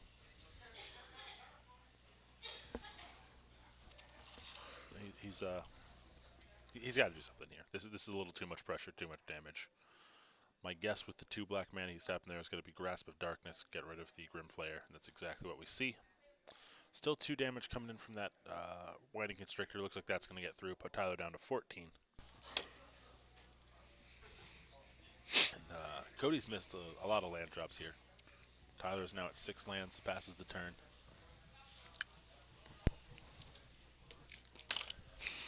Eric delivers some sauce to the booth. Got there. And we see... Looks like a Mind Rack Rack Demon. Yeah. Tyler wants to say no to this. He's got a Torrential Gearhulk in hand, but no counter spells, and it resolves. A couple cards get flipped over there for Cody, including a Fatal Push. And an attack for 2. We're going to see A Torrential Gearhulk Gearhulk. come down. That is going to cast a Glimmer of Genius. And I'm imagining it will also eat that Winding Constrictor. Now, it's difficult to tell if Cody has Delirium here or not, which is important for that Mind Rack Demon. He would have a Grimflare, a Fatal Push. There's at least one artifact creature in that pool. There's an Evolving Wilds. So he should have 4. Yeah. He should have 4. So he will have Delirium. Mind Rack Demon will simply be a large beat stick. No downside. We see Tyler hit another land drop here. He's up to 7. And he does actually have out that Blighted Fen. He can get that Mind Rack Demon off the board without a spell in hand. Did Tyler swing in with Torrential Gearhulk? Yes, he did. Okay, So Cody should for- have taken 5. 5. I believe we're going to see a spell here. Murder. Simple. Murder. What's One- it do? 1 black, destroy target creature. Murder. And a follow-up Mind Rack Demon. Oh, boy. In Cody's second main phase. I don't think Tyler's concerned about it. That's He's really in control of this game. Cody's still only casting 1 spell a turn. Tyler has a 5/6, and his deck is nothing but answers. Cast a Glimmer of Genius on end step here. Oh, this is another deck after my heart. He ripped another Torrential Gearhulk off that. So, he's got plenty of stuff to do. Yeah, I'd imagine Tyler's going to win this one. He's pretty firmly in control, I'd like to think. Oh, Attack for control. 5. He's in control. Pun unintended, but I'm proud of it nonetheless. Cody's going to take another 5 here from that Gearhulk, putting him down to 10. Tyler plays another land, and how much everybody says pass turn. 8 lands. So you thinking about playing something? No, don't do it, Tyler. No. Okay, he doesn't. He passes turn. That's good. Good, Tyler. No class. A lot of the lessons in the last unit confer over to this one. If you're a control player, when do you play your spells? On your opponent's turn. On your opponent's turn. I had my elbow really hard on the table. Are you okay? I think so. Okay, we're good. Oh, my God. Cody on 4 lands, taking a look here. Uh, I don't think he attacked. I think he just passed turn here, and I think Tyler's playing out that Gearhulk on end step. Cody's at 10. Let's see if Tyler murders. if he's got a way to deal with that, then Well, that he's is... got murder in the yard. He's casting a Torrential Gearhulk on end step, I He believe. does. So, yep, murder. Chris knows what's going on. I think that's just game. We'll see here in Fatal just a moment. Push? Fatal Push cannot hit Torrential Gearhulk Can't. in any capacity. And, yeah, Cody's going It's to like scoop him up here. yeah. Was a Grasp of Darkness Man. doesn't do a lot against Torrential Gearhulk. I think I saw a few Verdurous Gearhulks which do something, but Cody was short on lands. Said doo-doo. I don't know what the Yu-Gi-Oh streams are like, but we try to be mature on the Magic streams here. We don't laugh when someone says doo-doo. Andrew, get a hold of yourself. Come on. You need This to is get having a bit of fun. You need to get control of yourself, much in the way Tyler took control of that game and won. I like the play on words. Not play on words. The Segue. Yeah, sure. I don't know why you'd like my segue. I'm It's more of not a good. unicycle man myself. That's fair. There's more talent to a unicycle. Anyone can ride a Segway. Unicycles are very difficult. It's true. You know what else is difficult? Playing a control deck. Playing a control deck. Is that really what you were going to say? Yes, that's exactly what I was going to say. To be more specific, I was going to say efficiently piloting a control deck, and that's what we saw Tyler do. There's very clean, simple. You're going to play threats. I'm going to answer them. Eventually, I have a 5/6 and it attacks you. When you start looking at sideboards here, the green-black deck's really going to try to have to find some way to deal with the amount of answers. Resilient threats are what it needs.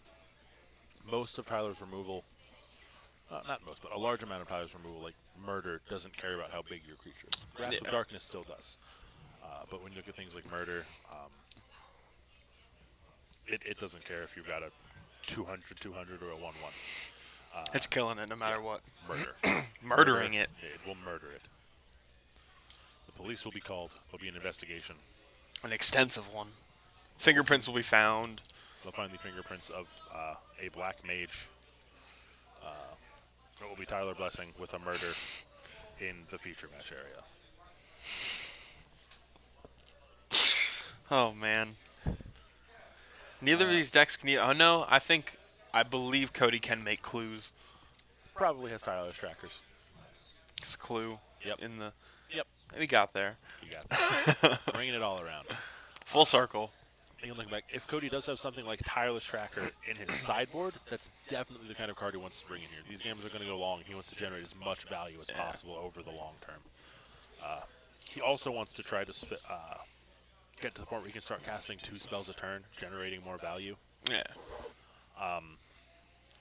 And the quicker he can get there and the more cheap his spells can be, that's really where he wants to be here. If you think like Gnarlroot Dryad that he can try to just get underneath what Tyler's doing would be okay. Anything that puts up multiple bodies like Ishkana would be really strong. That's the sort of spells we want to see from Chris here. I'm sorry, we don't have anyone named Chris playing here. It's something we want to Tyler see from and Cody. here. If you look over at Tyler's sideboard, his deck's really built to be able to prey on these mid-range decks. He just goes bigger. He goes bigger, he's got more removal, he's going to have a better late game. He's just going to maybe bring in a little more specific, more efficient removal based on what he saw, although I'm not sure what that would be off the top of my head, especially not knowing Tyler's exact list.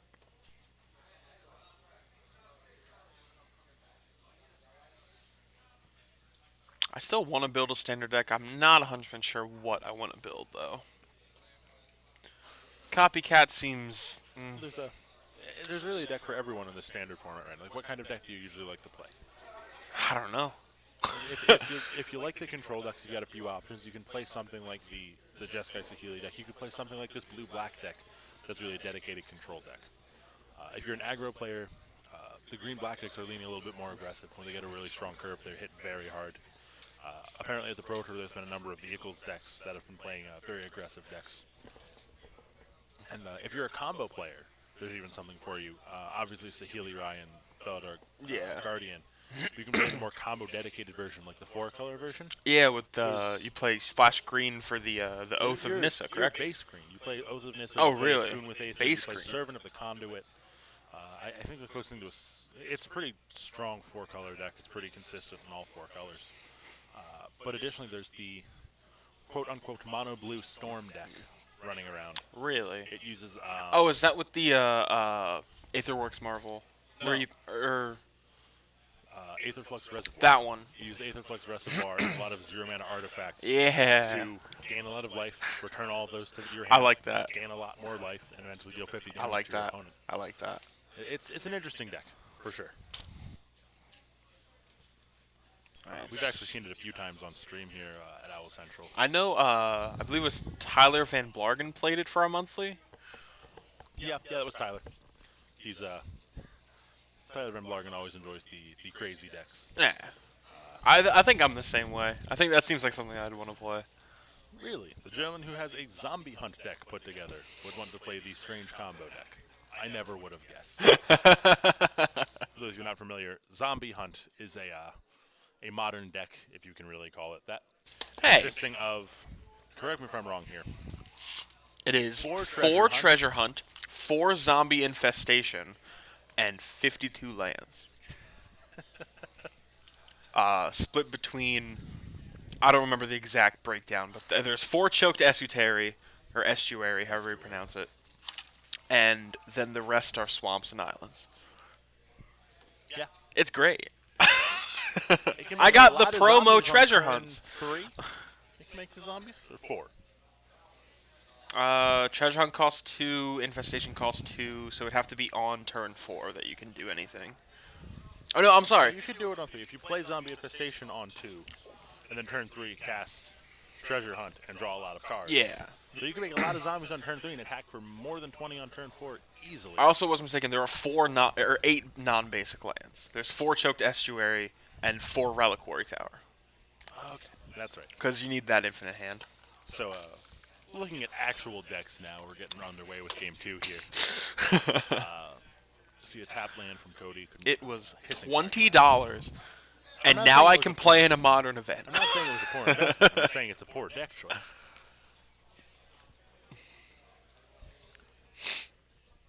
I have fun. I play the game for the fun. It's a fun deck for sure. I would never try to tell you not to have Oh, fun. I would never try to play it in a real tournament. We see a Grimflayer. You just said you can play in a modern tournament. I can. I never said I would.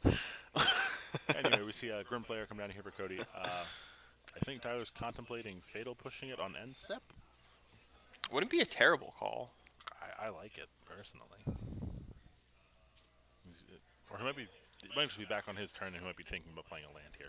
We'll see shortly, once we see what he's playing here. Okay, it was land. It was go. his turn, Okay. okay.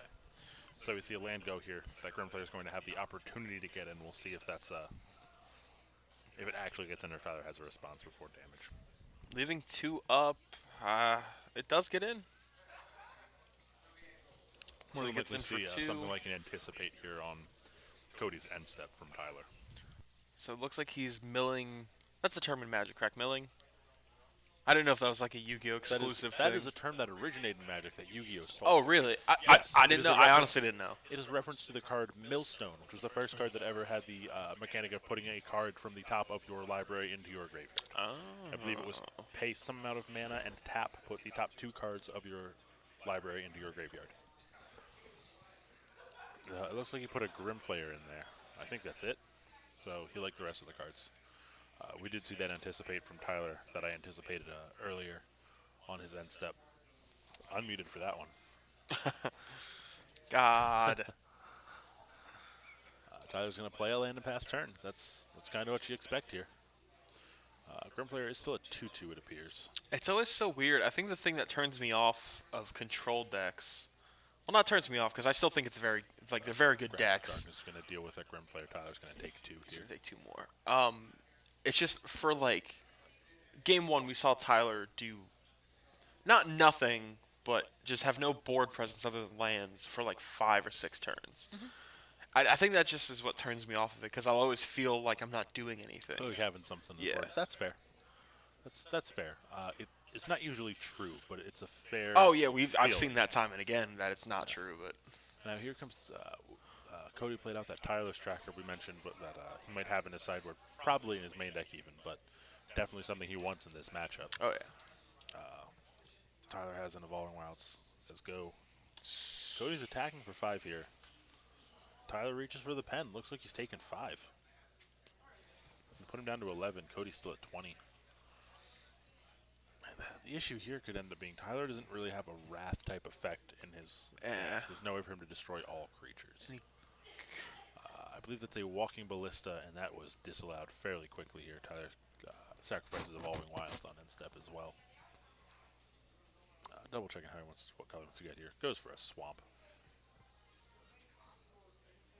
I got a glimpse of the unhinged islands last night. Oh, they're They are gorgeous. beautiful. All of the both of the unsets have very beautiful land art. Are they like expensive? They're fairly expensive, yes. They usually float around between like I want to say like $8 and $12. It's worth it. Can't disagree. Zombie hunt. I just need 20 islands. Yeah, you need the most expensive of every card in that deck. Absolutely. I have the promo treasure hunts. The like full art ones. Yep, I gotta get, I guess, foil zombie infestations. probably. And then we'll Yeah, have to that's get fine. you something like a Guru Land or something.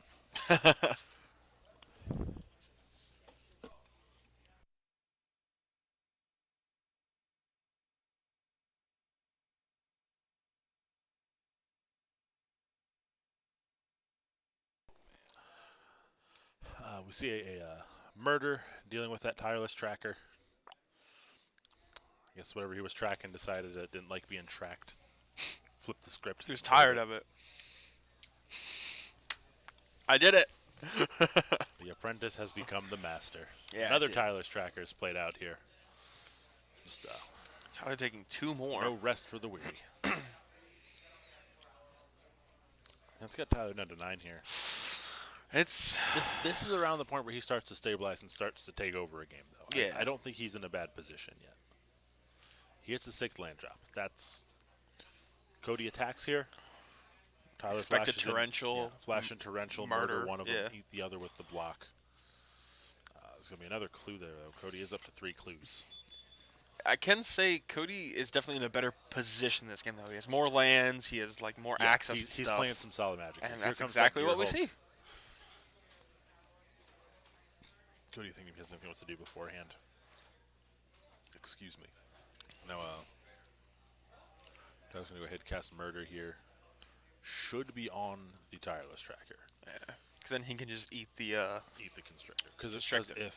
if Cody would have, if he'd have tried to block the tracker, Cody actually could have sacked those clues To and kill boosted it, up his yeah. power, and they would have traded. Now, I imagine we're going to see a block here. It's not impossible we don't see a spell come down to try to deal with that Gearhulk. A Grasp of Darkness is still Grasp capable of of killing Darkness. that He could have a Gearhulk. murder of his own. Doesn't no, look like just anything. goes He just through. gets to eat it. See, and this is This the is where blue-black Tyler deck- makes his comeback. Yeah, Yeah. this is where the blue-black deck stabilizes. And I think what we might see here is kind of the old control deck mantra. The only life point that matters is the last one. Oh yeah. They don't ask you by how many in Magic. They ask you, Did you win? did you win? Walking Ballista is going to come down here as a 1/1. Cody keeping up 4 mana here. He's got a Hissing Quagmire back there. That's what he's doing. It's going to let him keep that Torrential Gearhulk from making any overly aggressive attacks here. Would be surprised if Tyler didn't have another removal spell. Even a Disallow can stop that, but I don't think that's the route Tyler really wants to take with his counter spells.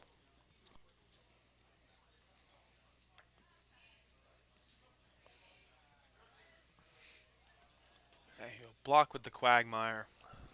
That's the intent here. I don't think Tyler's going to let that happen. Yeah, you got to start possible getting he your missed- foot grounded to try to make some movement po- here in this game. It's possible Tyler missed the Quagmire there, but his body, the way he tapped there, he considered it. Okay, they're just going to trade off there, so I still think Tyler probably knew that was coming. We see another Tyler's land. still in a very good position. He has 7 lands. Yeah. They're all untapped. He's got 2 cards in hand. I think he hasn't as many draw spells this game, which can potentially hurt him. I think both players I have only 2 see cards in one hand. Anticipate. Yeah. I think both players have 2 cards in hand. The difference being there's a lot of clues on Cody's side. That's true. Rishkar Pima Renegade is going to be the play for Cody. Looks like that's going to maybe not. It looks like Tyler's going to do something here. Before Rishkar resolves, Tyler's going to go ahead and activate Blighted Fen. The Walking Ballista has to get sacrificed. Rishkar is there. I'll double check that power toughness work. I think it's a 2/2 base, meaning it's a 3/3 now.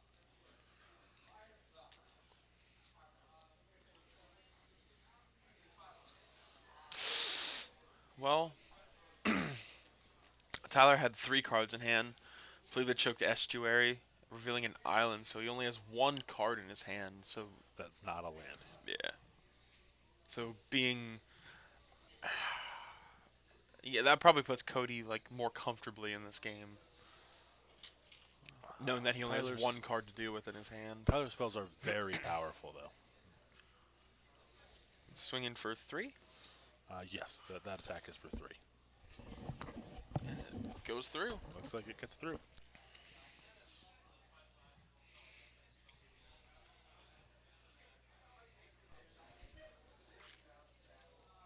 And we are seeing Glimmer of Glimmers. Genius. Yep. Solid card. That's what Tyler needs here. Gets to pull some weight here to get what he needs.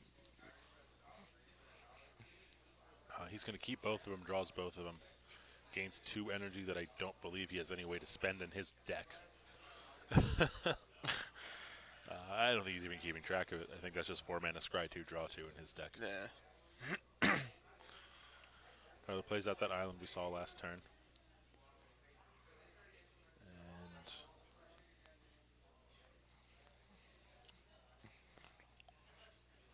see what he's got here. 5 mana. Noxious Gearhulk might be the play here. Oh, it's a Jace. Jace. That's going to be a solid one here. The one that's in it right now is Unraveler of Secrets, right? Yes, Jace Unraveler of Secrets. Comes There's in at so 5 many. loyalty. +1, scry 1, then draw a card. -2, return target target permanent.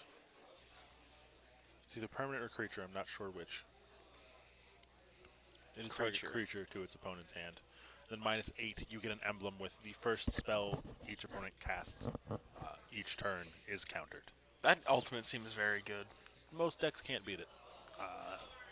Back at the beginning of Shadows over Innistrad Standard, I played Jace Unraveler of Secrets, and I ultimated against a control deck that was playing Majoring Network. If you're not familiar with that card, it's a little old at this point from Origins. It tapped for colorless.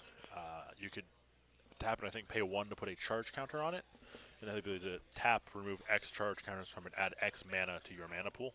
Oh. The Majoring Network control deck could not beat Jace's ultimate. If any deck could, that would have been it. His Jace did -2 there to get rid of the Pima Outrider, or I'm sorry, Pima Renegade Rishkar. Yeah. We're going to see a Blooming Marsh come down there.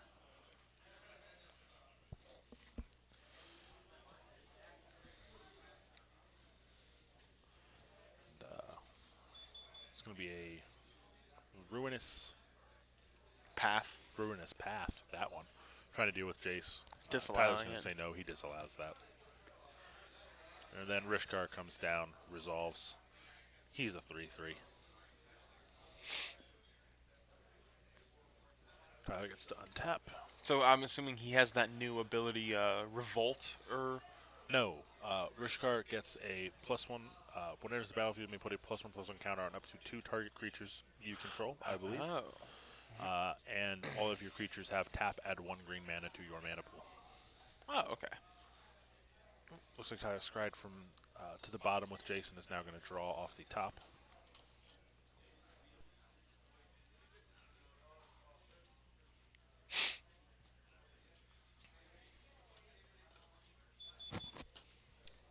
Plays out a Choked Estuary. Worth noting, Tyler, how many lands do you think he's playing in that deck? I'll give you a hint. It's 27. Wow.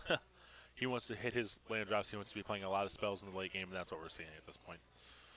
Essence Extraction is going to deal 3 damage to Rishkar. Tyler is going to gain 3 life from it, put himself up to 9.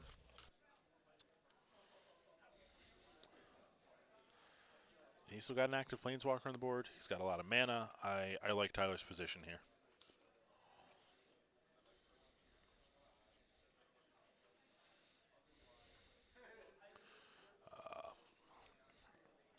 Winding Constrictor is going to be the play here.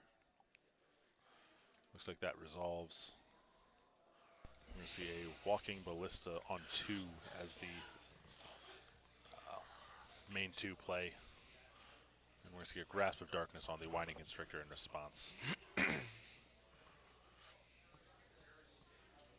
Ballista's going to enter as a 2/2 then. So... I think Tyler's empty-handed, but he gets to draw an extra card with Jace every turn. He does. Looks like there's at least 2 cards over in Cody's hand.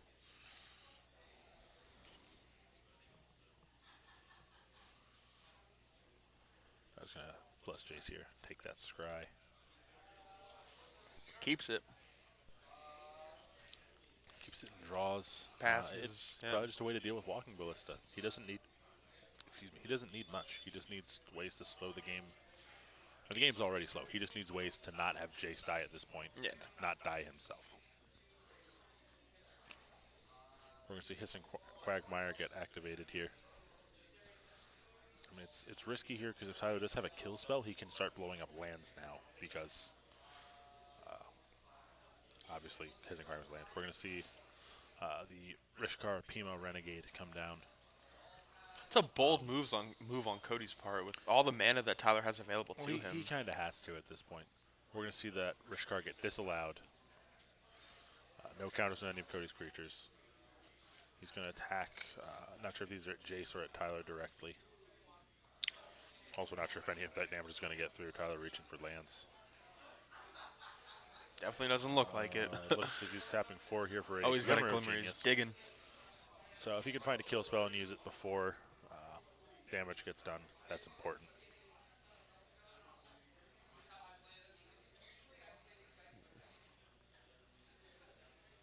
What are the stats of Hissing Quagmire?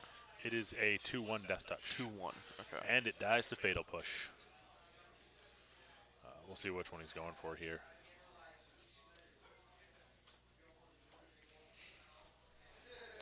Looks like he's saying the Walking Ballista, which is going to, before Fatal Push resolves, Cody's going to remove the 2 counters, deal 2 damage to Jace. Hissing Quagmire hits, Jace goes down to 1. Still alive, though. That's all it needs. Tyler takes him up very quickly here. Gets the scry. Definitely. On Looks top like and he's draws. happy to keep that. Oh, Hits another land drop. It's what he wants to do. This is where Tyler wants to be. yeah. He has probably, what, 1, 2, 3, 4, 5, 6, 7, 8, 9, 10 lands to Cody's 7 right now. Quagmire gets animated.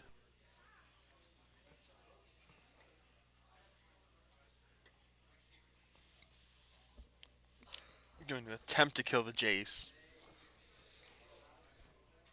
At the moment, he's only animating the Hissing Quagmire.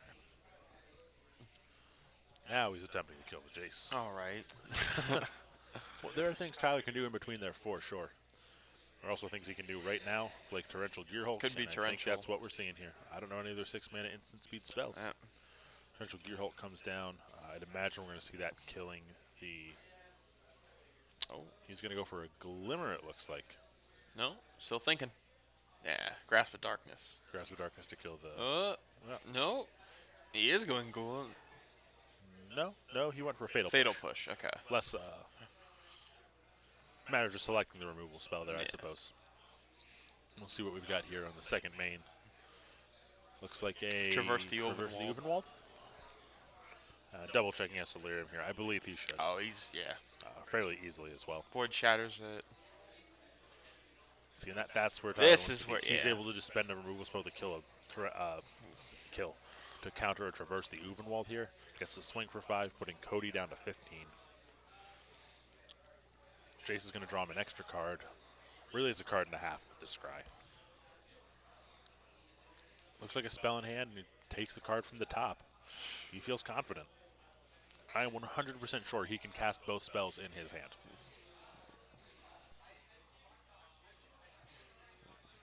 Got a Grimflyer. And Mind Rack Demon. Mind is the Rack second Demon. spell. Both of these are resolving here. Liliana of the Last Hope is one of the cards that gets flipped off there. he's definitely got Delirium. He has to. By a mile. So Grimflare is a 4-4. Demon is a 4-5. Flying Trample. Tyler on end step here is going to murder the Mind Rack Demon. Untaps, draws return.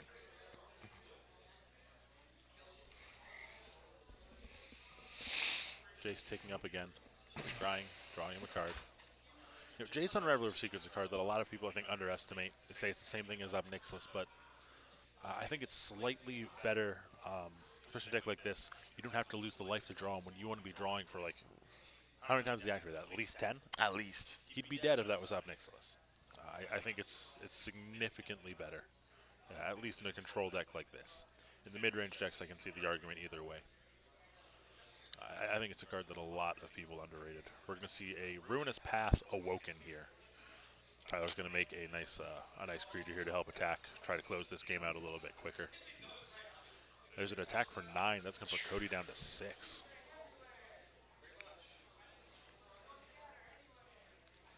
Cody gets to untap, but Yeah. Tyler still got 3 open with 2 in hand. yeah, He's still in a very good position with all this.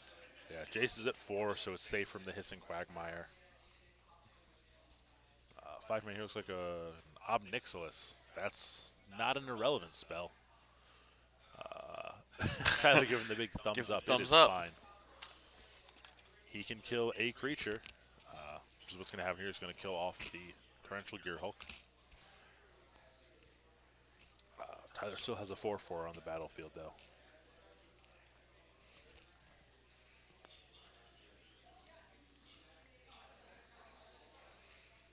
Cody with 1 in hand. Tyler with 3 at the moment.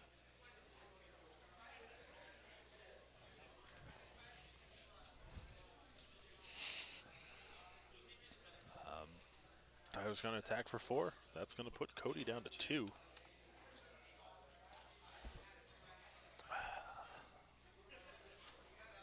Tyler's scrying with Jace. He's going to ship it to the bottom and Bottoming it. draw.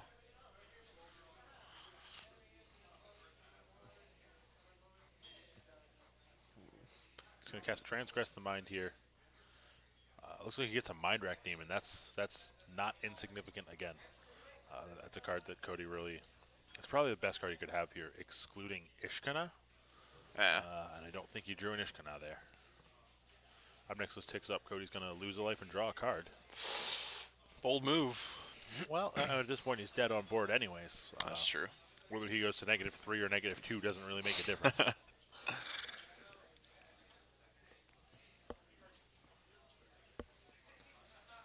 Cody's going to try to cast a Ruinous Path here. My guess would be on the Awoken Land. Tyler tapping 4 mana. So, not a counterspell itself, but Glimmer of Genius. It's going to let him dig a bit here. Does have 4 opens, Put both so of them to the bottom. My guess is he wants to find a counterspell here. doesn't see one.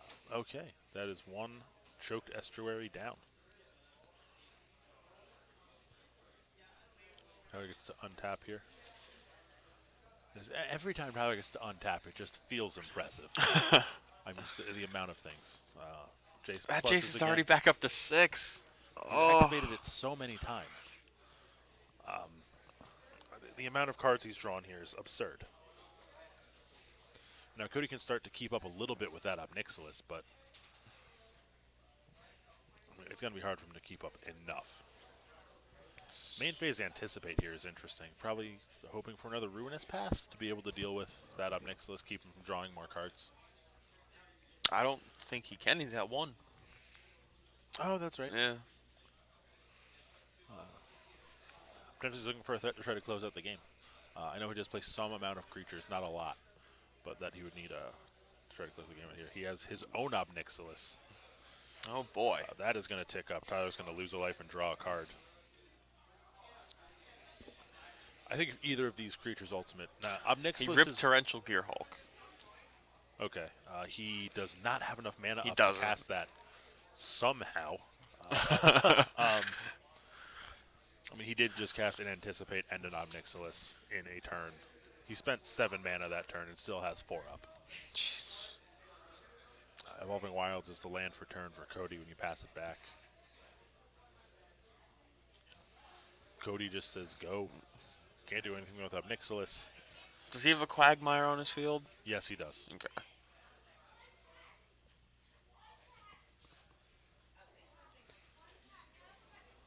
You got a lot there, bud. He wants to know exactly how many. Can't blame And him. you just added another one.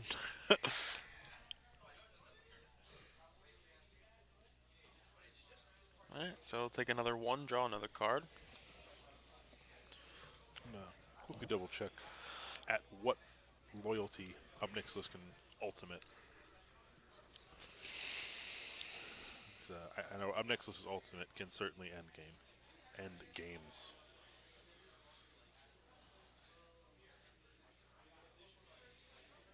Tyler with 12 mana on board.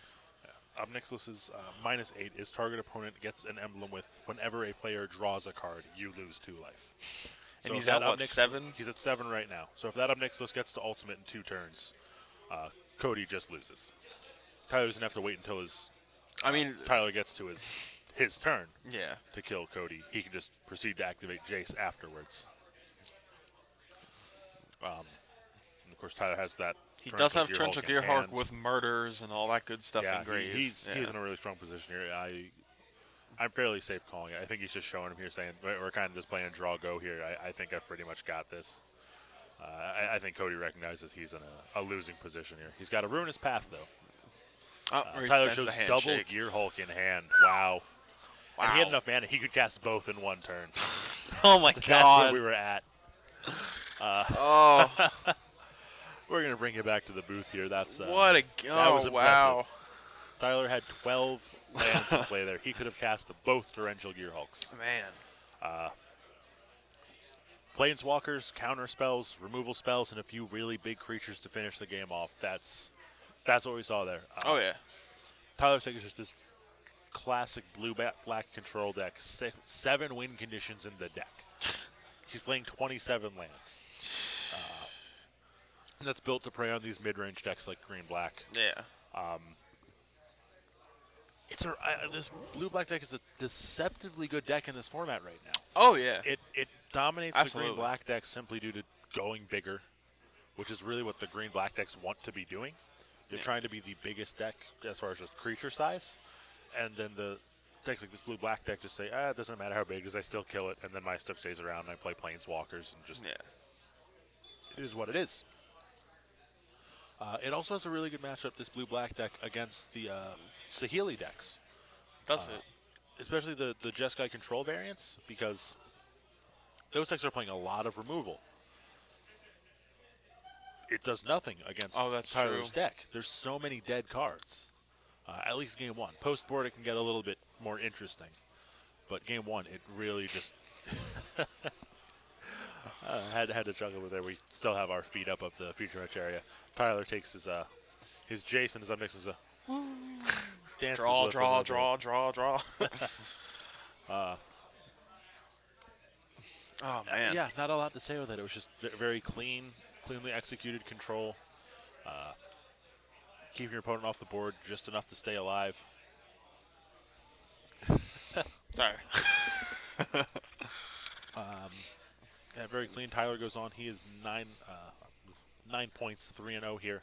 Oh yeah. There's at least 2 other tables that are 3-0. We'll see if going into round 4 we get to see the top table. We probably will, because those players will be playing not only for the prizes we have here at FNM, but for a first round bye in our upcoming monthly championship. Due on February 25th. Starting at 25th or 26th? 25th, 26th. 26th is the Yu-Gi-Oh one. Okay, so on So the that's a 25th, Sunday. Yeah. we will be having our Frontier monthly championship. We're really excited about that. I'm really excited about that one, to be honest. It's going to be really fun. It's a really fun format, both to watch and to play. You can join us here on Twitch. I'm sure we'll have commentary for that event. Oh, absolutely. Along with most of our events here. Every Thursday night we have Frontier. Every Friday we have Friday Night Magic. Sundays we have our Yu-Gi-Oh! Locals. Yeah, we do. Anytime we have any major events on our Saturdays, we make sure we stream them. Oh yeah. As well as we have the Eternal card game streaming on Tuesdays and I think Wednesdays now. Check out our Facebook page, Owl Central Games, or owlcentralgames.com to check out our full streaming schedule. We're also doing the Pokemon trading card game on Tuesdays. We are. We've got a lot of new content coming here on this stream. We're really excited about it. Also, don't forget to check out the Magic Parliament podcast here on Monday nights. I believe we kicked it off around 7 p.m. Eastern Time. We have a bunch of really cool people coming for that. Luke Rateau joins us on a regular basis. One of our local level 2 judges, Zach Vivian, joins us. Yeah. Some of our great like players Zach. come around. It's a good time. Yeah. Talk about all the news and Magic, what Oh, we think's good, what's happening, changes. It's always fun. So with that, we're going to take a quick break here before we get ready for round 4, the final round. As I said, I believe we're going to have our undefeated match playing for the bye Oh yeah. on the feature match. Yeah, here. should be a And good one. If depending on how things shake out, it might actually be 2 players we haven't seen yet tonight. I could. We had, I'd like to see that. I believe the number for tonight was 37 people here for Friday Night Magic. Wow. Yeah. 38. 38? Wow. We got word it's 38. Great events here. It's awesome. Wow. A All lot of right. really good players, and everyone is really fun. Really Oh nice yeah. players. A lot It's of nice great people time. here. Everyone's real good with it. Yeah. I enjoy everyone It's here. a great time. We Yeah. love working here. We love Oh, bringing yeah. the commentary. Give us a follow on Twitch if you're enjoying it. Let us know you're appreciating what we do. Let us know what we can improve on. Let us know what you'd like Yeah. to see. We always appreciate it. Oh yeah. So I am Robert Ellis, I'm Andrew. and Cool. we'll be right back for our final round of Friday Night Magic. Catch you soon.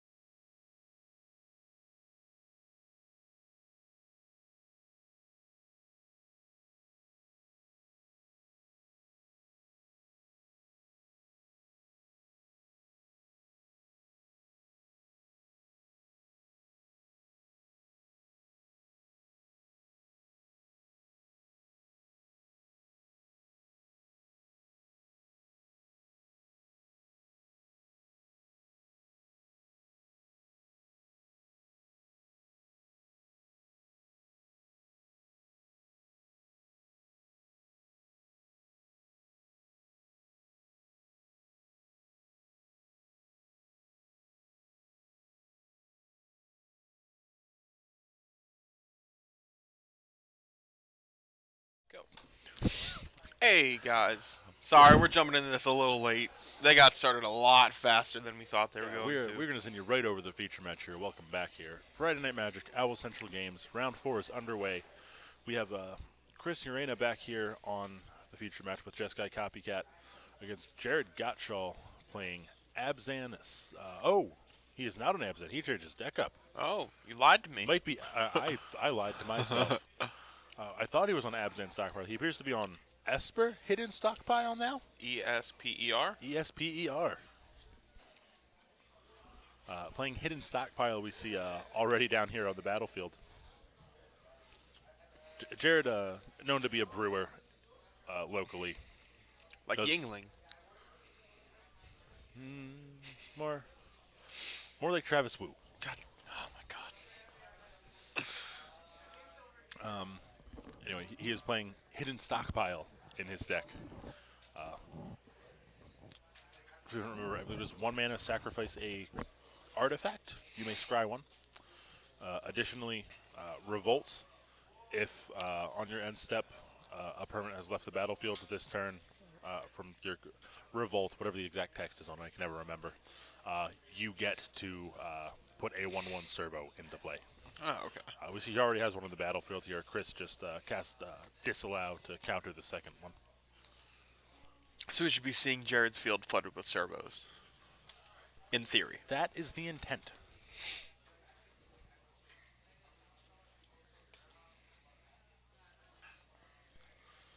Now, it does look like Jared's stuck on 2 lands here. He's going to go ahead and sacrifice that servo on end step. Gets a scry, puts it to the bottom. He really wants to find another land here, and it looks like a... All right, let's just take the color off. We're just going to call it stockpile for now. My guess would be 4 color, but who knows? Jared not in the worst position here. He's got the stockpile. I see a fatal push in hand. Chris I don't- seems to I just be don't- doing what he wants to do. Oh yeah, he's sitting. He's Yeah. taking his time. Eventually, he's got the "Oops, I win" button. He doesn't have to worry about fighting a counter war here. He's got. I think I saw Sahili for sure. I saw Guardian as well. Oh, great. He's got the combo. It's a matter of having the lands, which he currently does not.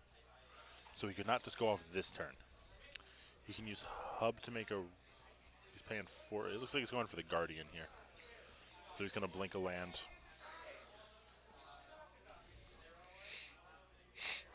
Yeah, he's going to blink the land, get an energy when it comes back. Looks like he forgot that land comes back untapped, though, which is relevant. Yeah. And Fatal Push is going to deal with that after he Jared sacrifices the servo to scry 1 to hidden stockpile. So he will have his Harness Lightning live. Looks like I'm going to stop trying to guess what the heck Jared has in hand. It could be just about anything.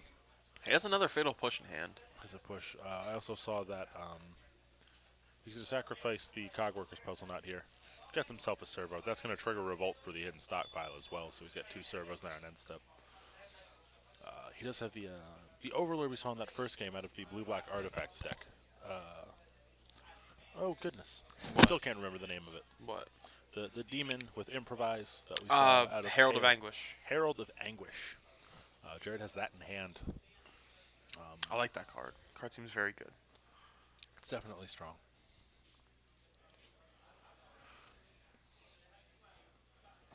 Oh, I still see there's a Sahili and another Felidar Guardian here. I think Another cat.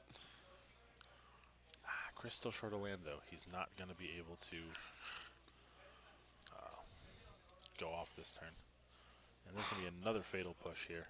Man. Looks like Chris gets that energy back. The cat obviously still entered, so he still gets the trigger.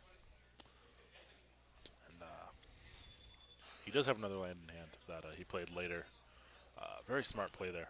Yeah. Doesn't let Jared know that he's got the ability to place a Healy Ray until after Jared is already forced to answer. Actually, this might be the following turn. I think Jared just passed turn immediately. In the end step, we have a Whirler Renegade? Renegade Whirler? You got me. There's with two Thopters, 1/1 Thopters flying. Chris also taking a second look at it. Not a card you see every day in Standard, even though it's a Standard card.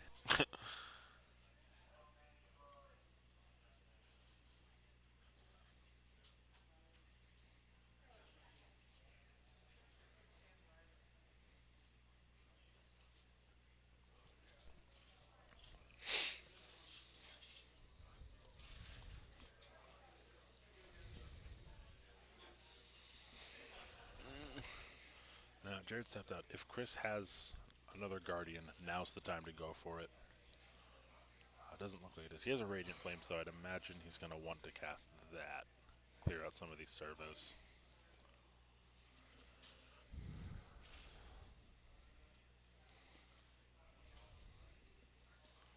So he's got red, white. I'm not sure if he's going blue or not. I'm not sure the toughness on that Whirler there, but who's going to go ahead and get out of there? Chris is going to then play out Saheeli Rai. I would imagine she's going to be ticking up, seeing as he has nothing to blink if he takes her down. That's going to mean Jared takes one here. I like the game so far. It's been very good back and forth.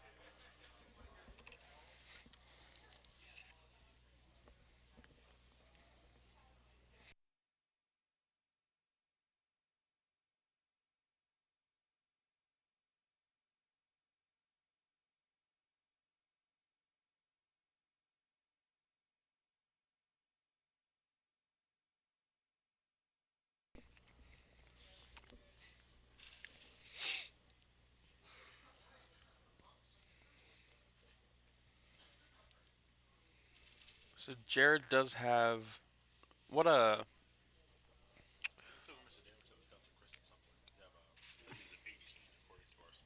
wow. We might have missed a servo attack or something like that. I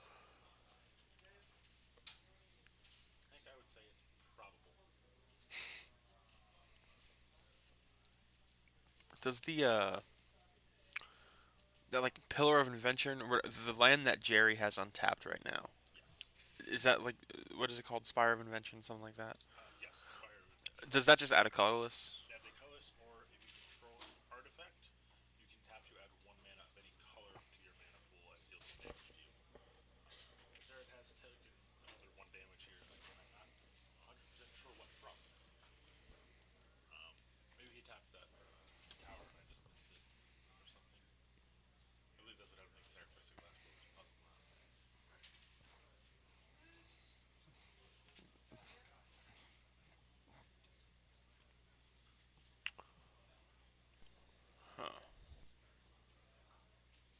Oh, Chris bumped up Saheeli again. Ah, So he's swinging. Whoa, he's swinging one at the Saheeli. That'll take it, Deals a little bit of damage here. and another Whirler, something, what I have see you. a torrential gear hulk come down to try to stop that.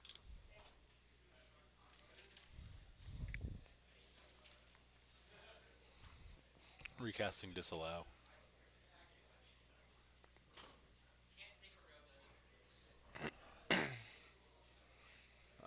Jared's still going to get that servo on end step. Well, if he's gonna blink the Gear Hulk, It's going to get him a lot of value here. It's going to recast Glimmer of Genius. Sees a Saheeli, sees a... something that he didn't want. I think it may have been a land.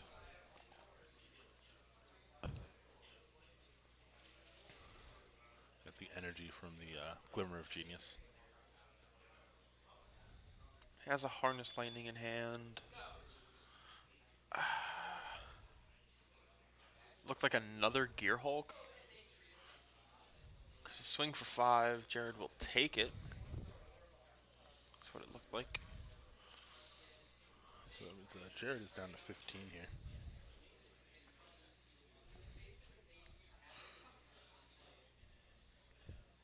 Just reminding him that gets exiled at the beginning of the end step. For Jared's hand, it looks like there's an Omnixilus in there. We know that Herald of Anguish. Anguish. Just just doesn't stick with me for some Yeah, reason. it's a tough one to remember. That Nicholas is going to get cast here. Chris just double checking the text. Mary Jane remembers what it does exactly and very clearly. Looks like there's a glimmer of genius in Chris's hand. There's a torrential Gear Hulk. So he'll destroy the Gear Hulk. Swing in for 2 at the Saheeli. And Let's see what Chris wants to do here.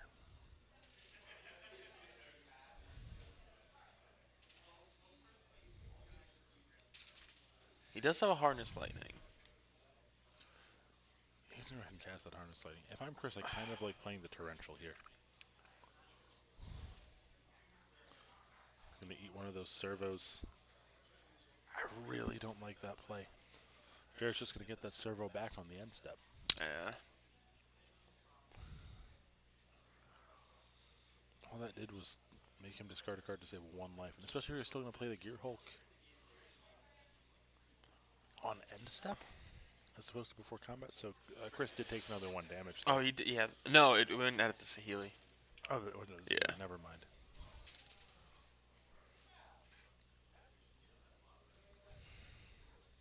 Yeah, I don't like the way Chris sequenced that there.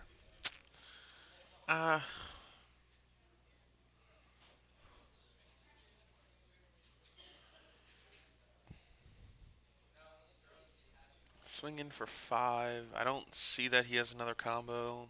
Do 1 to Jared.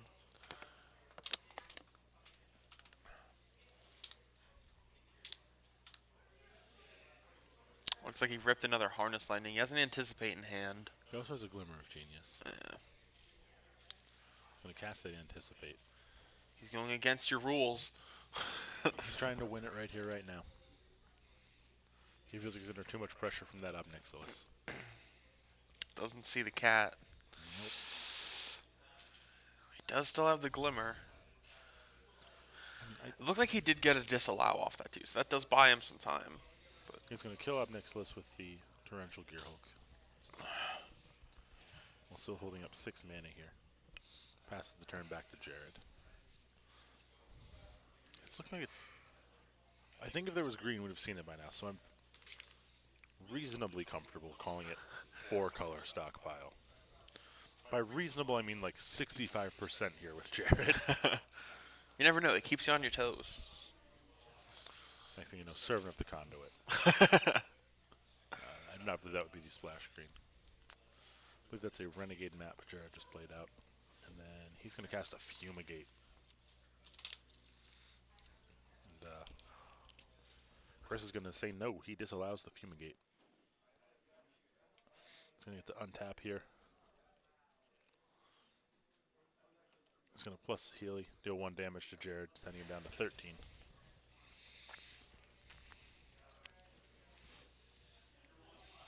Chris still in a very good position here. Goes for the Glimmer, trying to get the... digging for that cat. Yeah, because Jared's tapped out. If he finds the cat, he wins. It's just over. That's one of the part of the power of this deck. As nuanced as it can be, it also does occasionally just have the "Oops, I win" button. Yeah. Which is very strong. Looks we didn't see like that last card.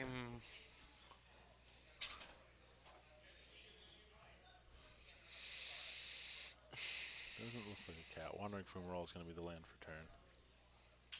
There's an attack for 5. Puts Jared down to 8.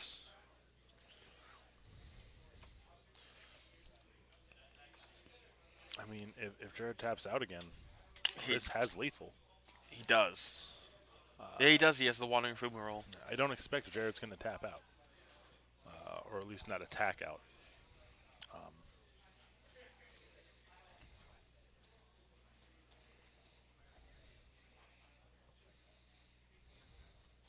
See a land Prophetic Prism in Jared's hand.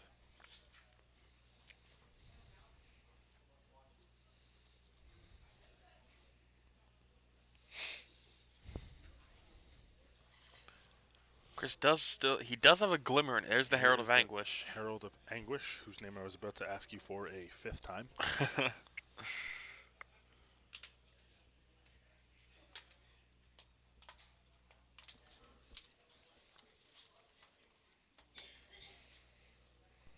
Looks like Radiant Flames is going to try to clean up that Herald of Anguish. You got it Got that it. time. I got it.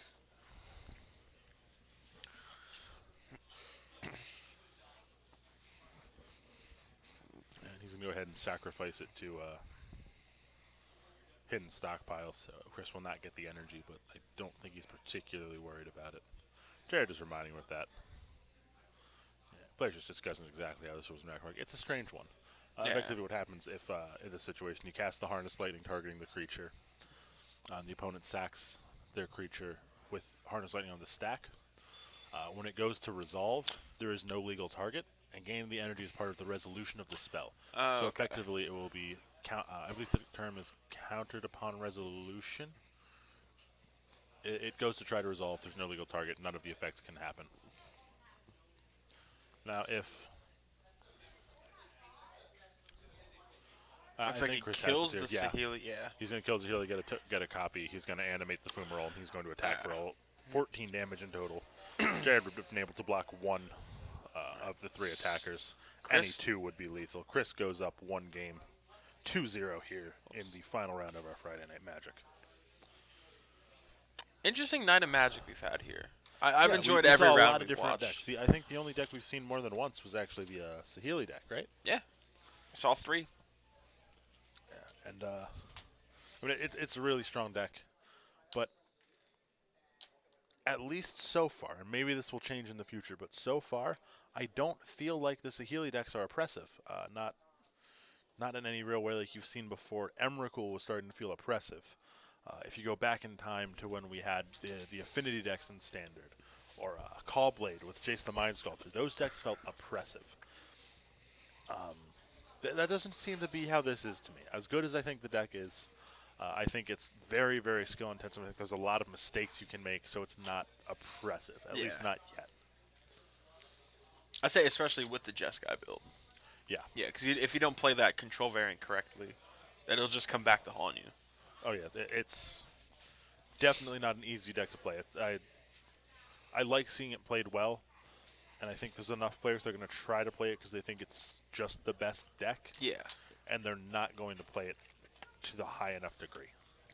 Yeah, it's like after Shodiyasu Oka won when the he Pro won with Tour, Grixis and everyone's like, "Oh, I gotta build it," and then no one could do well with it because it's a very difficult deck and a very slow deck.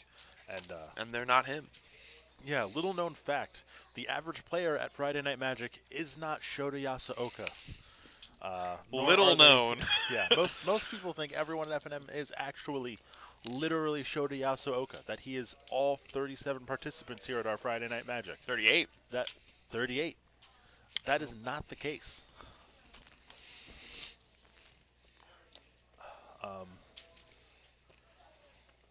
That being said, there are definitely some players who can play it well. Chris here definitely showing he knows how to play this deck fairly well. It was kind of suss out the situation there. Keep Jared just honest enough about trying to play around the combo that eventually he just doesn't even need the combo. He's able to just attack through for lethal. But there were quite a few turns so that if he has the combo, he just wins. He did have 2 cat in hand, so Yeah, he did yeah. have it multiple times. Jerry just had the answers to it. Yep. And I think one of the cool things we saw here was, and I think kind of a hallmark of a player who can play this particular deck well, this Jeskai copycat deck, is that Chris was able to win without the combo. Yeah. He was able to recognize, okay, I don't need the combo. I'm still in a position here where I can turn this corner and put my foot on the gas and try to close this game out. Yeah. Now, Chris is taking a mulligan down to 6 here. I think He's Jared's on the keeping- draw, so I can respect that. I think Jared's keeping his 7. Even if you're on the play, you've got a mulligan in a hand if it's just not good. You've got to be able to look at a hand and honestly say, I can play with this. this is good Yeah. enough, or I need a better 6.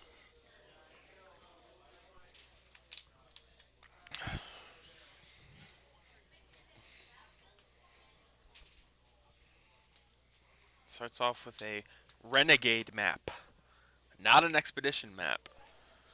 You got it this time. Chris just leads off with an island. That renegade map is going to go ahead, find that land.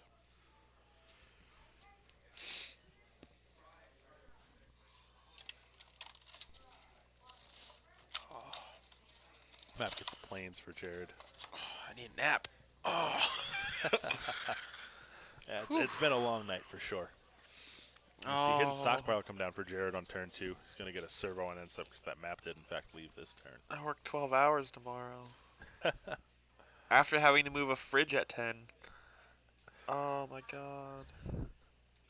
Group chat, this is Andrew. Andrew, this is the group chat. It is now your therapy group, apparently. And, I'm just having the moment of realization. Andrew is going to have quite a long day tomorrow.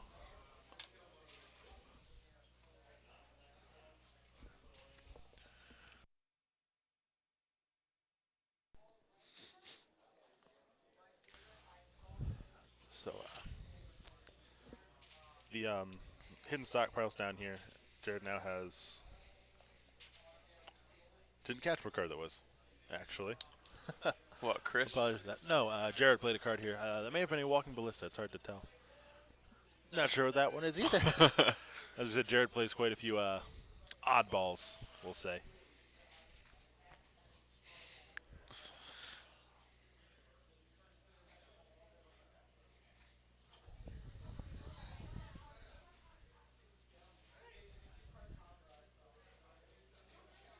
Think I didn't try that?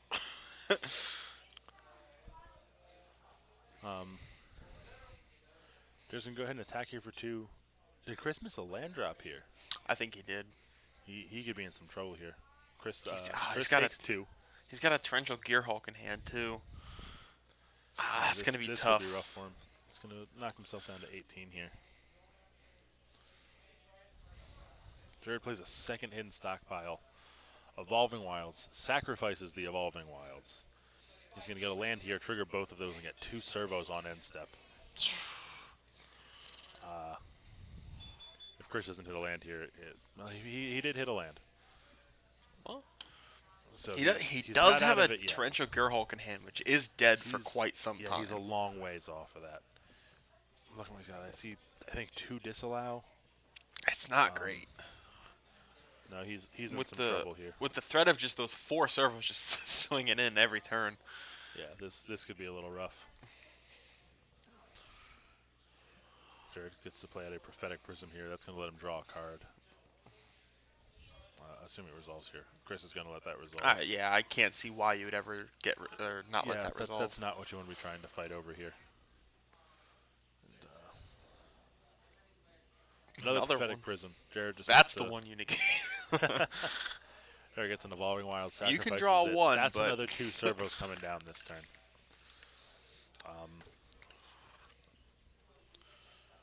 Chris is at what, 14 right now? Yes. He is going to disallow one of the servos that Jared would have gotten on end step. That can't feel good here. Jared's still got... I think Chris is just going to scoop this one up, Yeah. actually. Yeah, That's a smart he missed thing too to many do. land drops. Yeah. Jared got too much online. It just wasn't worth the fight at that point. All right, we're going to a very exciting game 3. Oh. Going to a game 3 here, really exciting. Yeah. Both these guys playing really clean, really solid Oh, yeah. Magic. Chris, unfortunately, has kind of kept a bit of a land light hand there. He had to mulligan, so Well, lucky for him, sometimes on 6 you got to keep a loose one. he is on the play game 3. That can always make all the difference. Yeah, that'll help him get ahead of Jared, stay in front of all of the threats, Yeah. be able to answer them efficiently and not be pressured too aggressively. Looks like Chris is going to go ahead and change some stuff in the sideboard here based on play draw. Jared, on the other hand, shuffling up right away. He's comfortable with his deck. Likes its configuration. My guess would be he likes the matchup as well. Yeah. Jared, he's a player who likes to play things that are just decks that he likes. But he's also a player that will certainly think about the meta and try to approach it from a different angle. Yeah. I respect that. A lot of Chris's spells aren't overly efficient here. If Jared starts getting those stockpiles online, spending a disallow to stop him from getting a 1-1 servo feels really bad. Wasting a Harness Lightning on a servo is not good. Yeah. He's really approaching from a different angle, and he's definitely very aware of this copycat deck when he's building his deck and figuring out sideboard cards and how he wants to approach this game. I think I liked Chris's hand. I saw Spire Bluff, which he played. There's a Healy. He's got a Plains. Looks like he's doesn't seem like he's going to be missing his land drops here. He looks Oh like yeah, he's got lands aplenty. Harness Lightning's in there. Yeah, Cogworker's Puzzle Knot is going to be the play here from Jared. That's going to get him a 1/1 servo. Anticipate on In the end that step phase for Chris. and step. Exactly Sorry, what you and want. phases Yu-Gi-Oh. I'd imagine our viewers at home understood what you meant.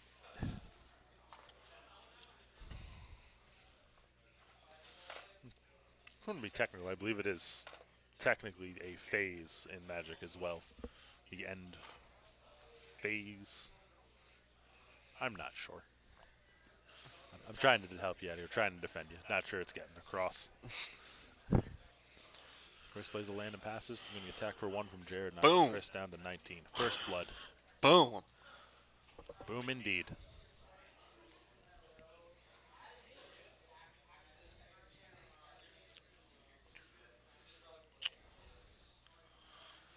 Now, Oh, Chris unintentionally Oh. flashing that Glimmer of Genius. that's a fatal mistake, or a fatal push in well. Jared's favor. No, I don't think so. I think it's kind of just Shut up, Rob. coincidental, really. It's just another cog in the works, if you want to be honest.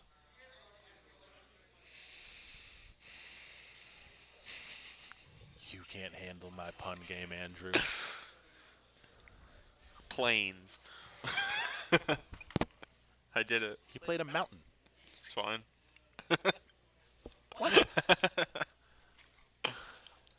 Jared's attacking Chris for 2.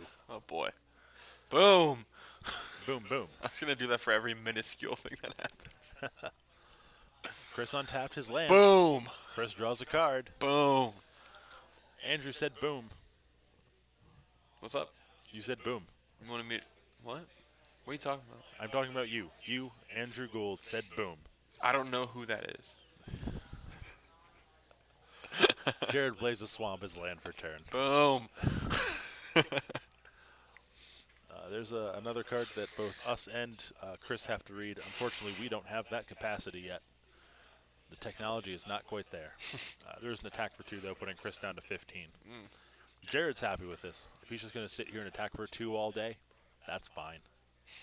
Chris, it looks like Chris has 2 Harness Lightning in hand. At some point, Chris has to do something. Jared is going to play out the Renegade Whirler, I want to say. Whirler's in his name, I know that. Whirler Virtuoso? No, it's not the Virtuoso. Virtuoso is the That's from 2/3 Kaladesh, right? Kaladesh that you can pay energy to make Thopters. That's right. I believe this one brings Thopters with him when he enters the battlefield. That's what we're seeing here. 2 Thopters come with him. Chris is going to go ahead and cast Glimmer of Genius on the end step.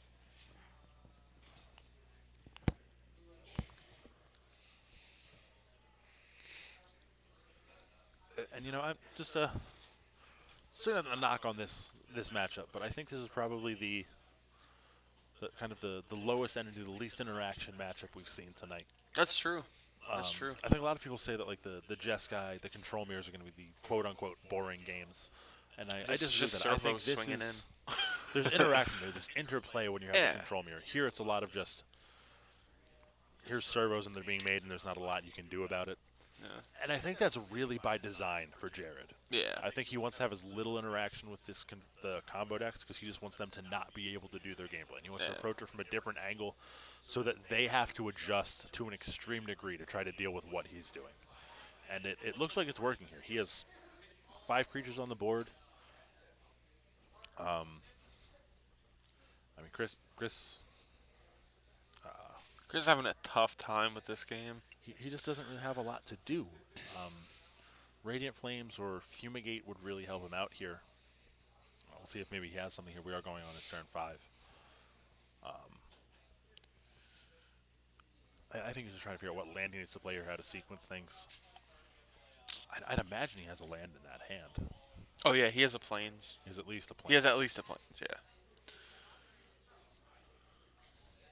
And a Spire Spire Bluff not Bluff coming Canal. into tap.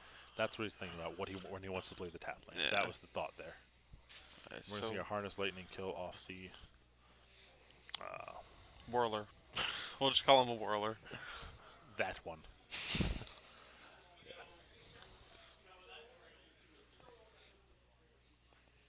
Absent attack for 4. Chris takes 4. He's putting him down to Man. 11. And Renegade map. another Renegade map.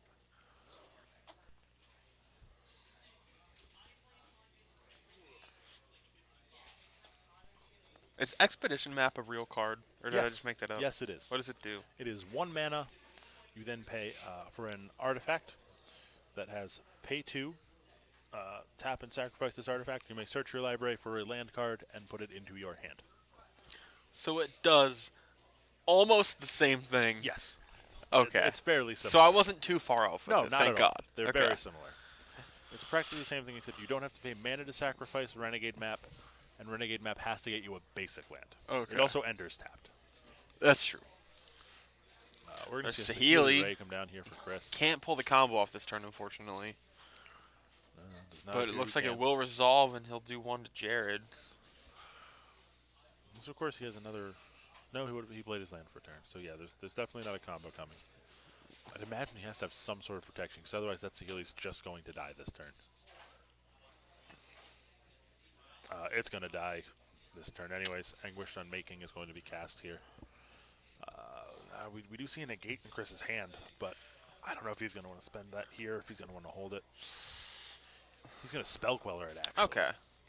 The only risk there is that a lot of the times when you cast Spell Queller, your opponent casting that at a later time inefficiently is the same as not casting it at all for them. Yeah. That is not the case with that Anguished Unmaking.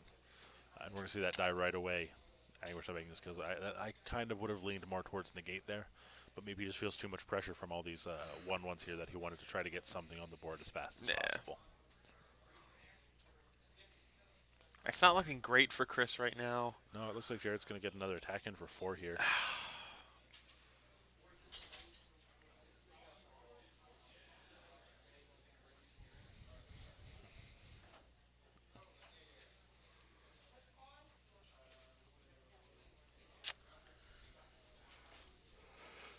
And here Yep. comes 4 damage, knocking Chris down to 7.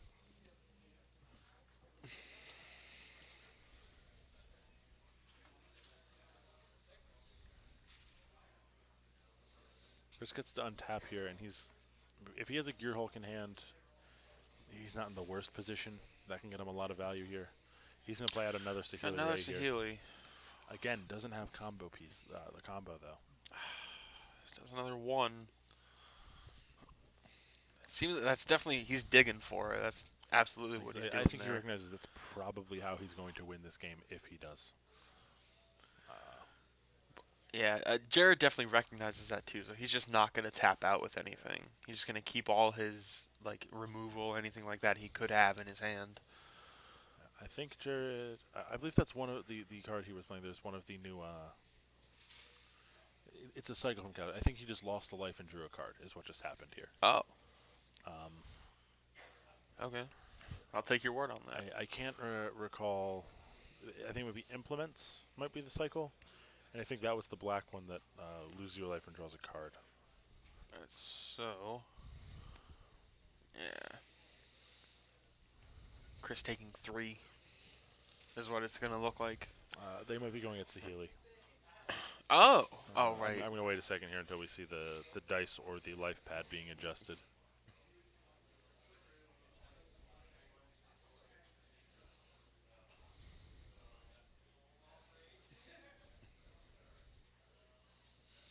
No, this Harness Lightning, Chris deciding how he wants to pay for it here. I'd assume we're just going to see him pay 1.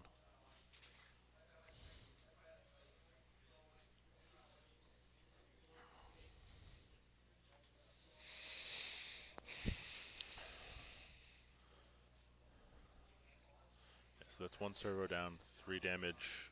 Looks like it is going at Going Chris at here. Chris. Going to knock Chris down to 4.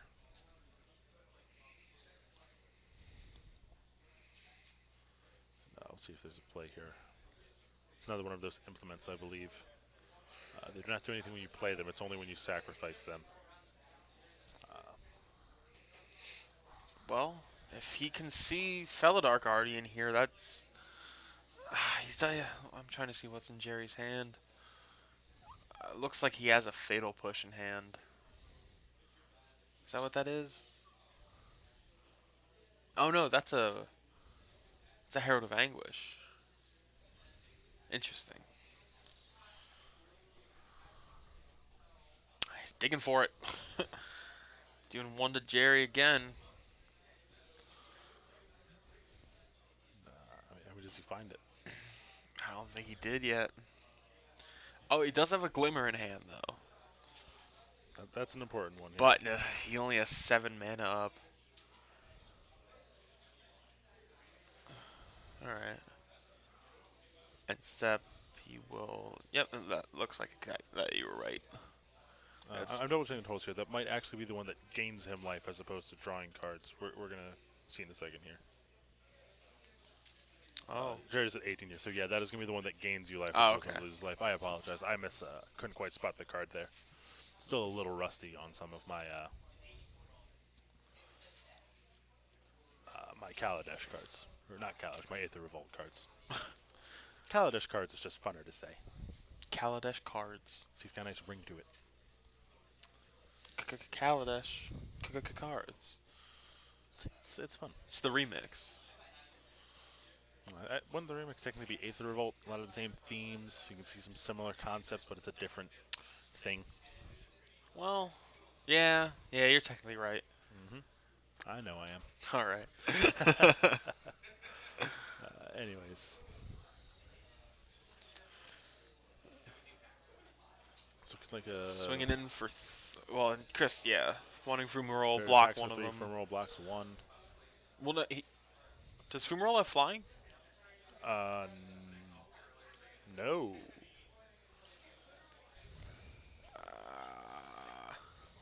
He can't block the Thopter.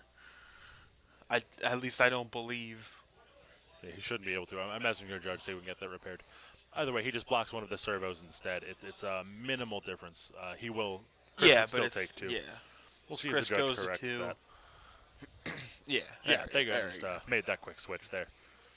Minimal difference, but potentially could make the difference here, especially with Chris down to 2 life here. Yeah. That stockpile is online here, and Jared does get another servo on end step. Yeah, that's one of the things here with this stockpile deck.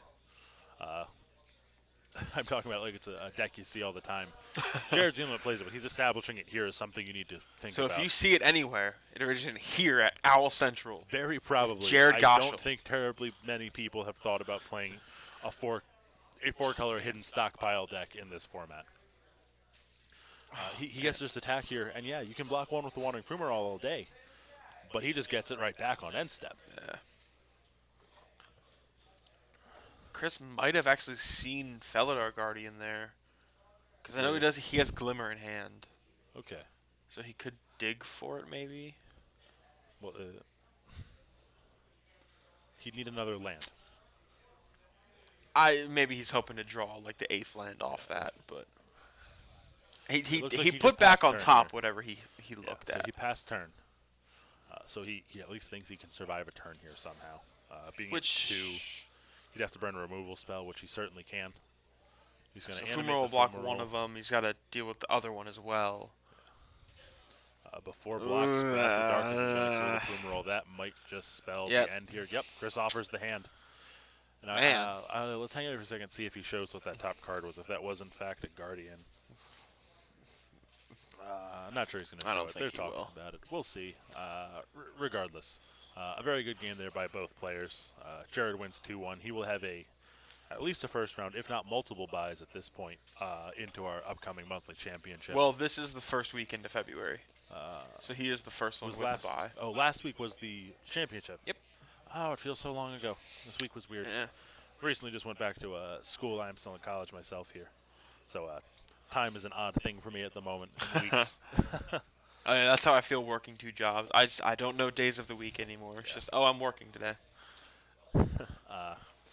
Anyway, Jared Gottschall with his 4-color hidden stockpile deck is able to take down Chris Serena and his Jeskai copycat deck.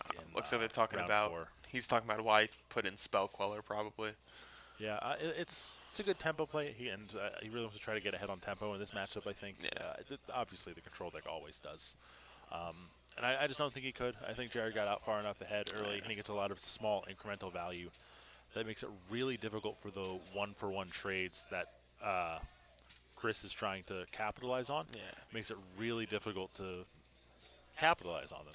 Especially playing against someone like Jared, who like recognizes that this is one of the best decks of Standard right now. Or at least played heavily, where he knows not to tap out if he has stuff in his hand. Yeah, Because like he he knows knows that he like has to he's find one ways blink to- away from just death. Yeah, he's going to play around the combo. He has to respect it at all times. Yeah.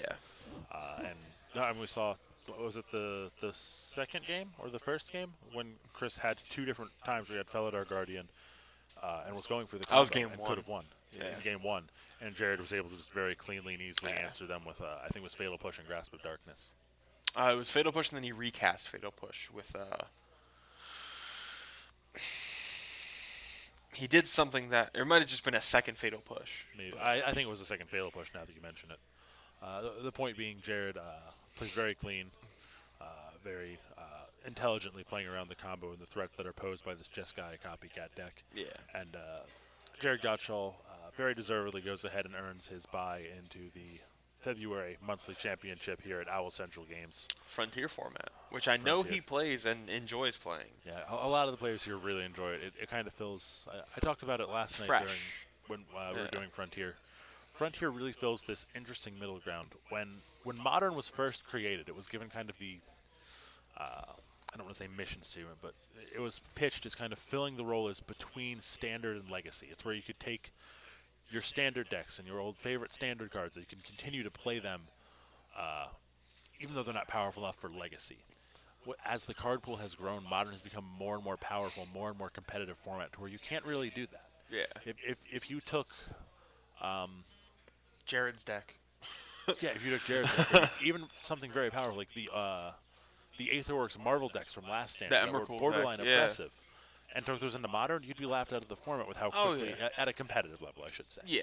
You'd be laughed out of the format because the other decks are so much faster. Oh, absolutely. Frontier has fit this niche now where you can play a Standard deck and still be competitive. Yeah.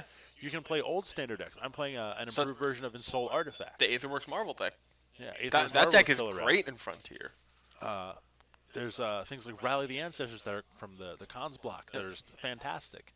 And I think it's really found this nice niche right now that it's filling, and I think it's going to fill it for quite a while.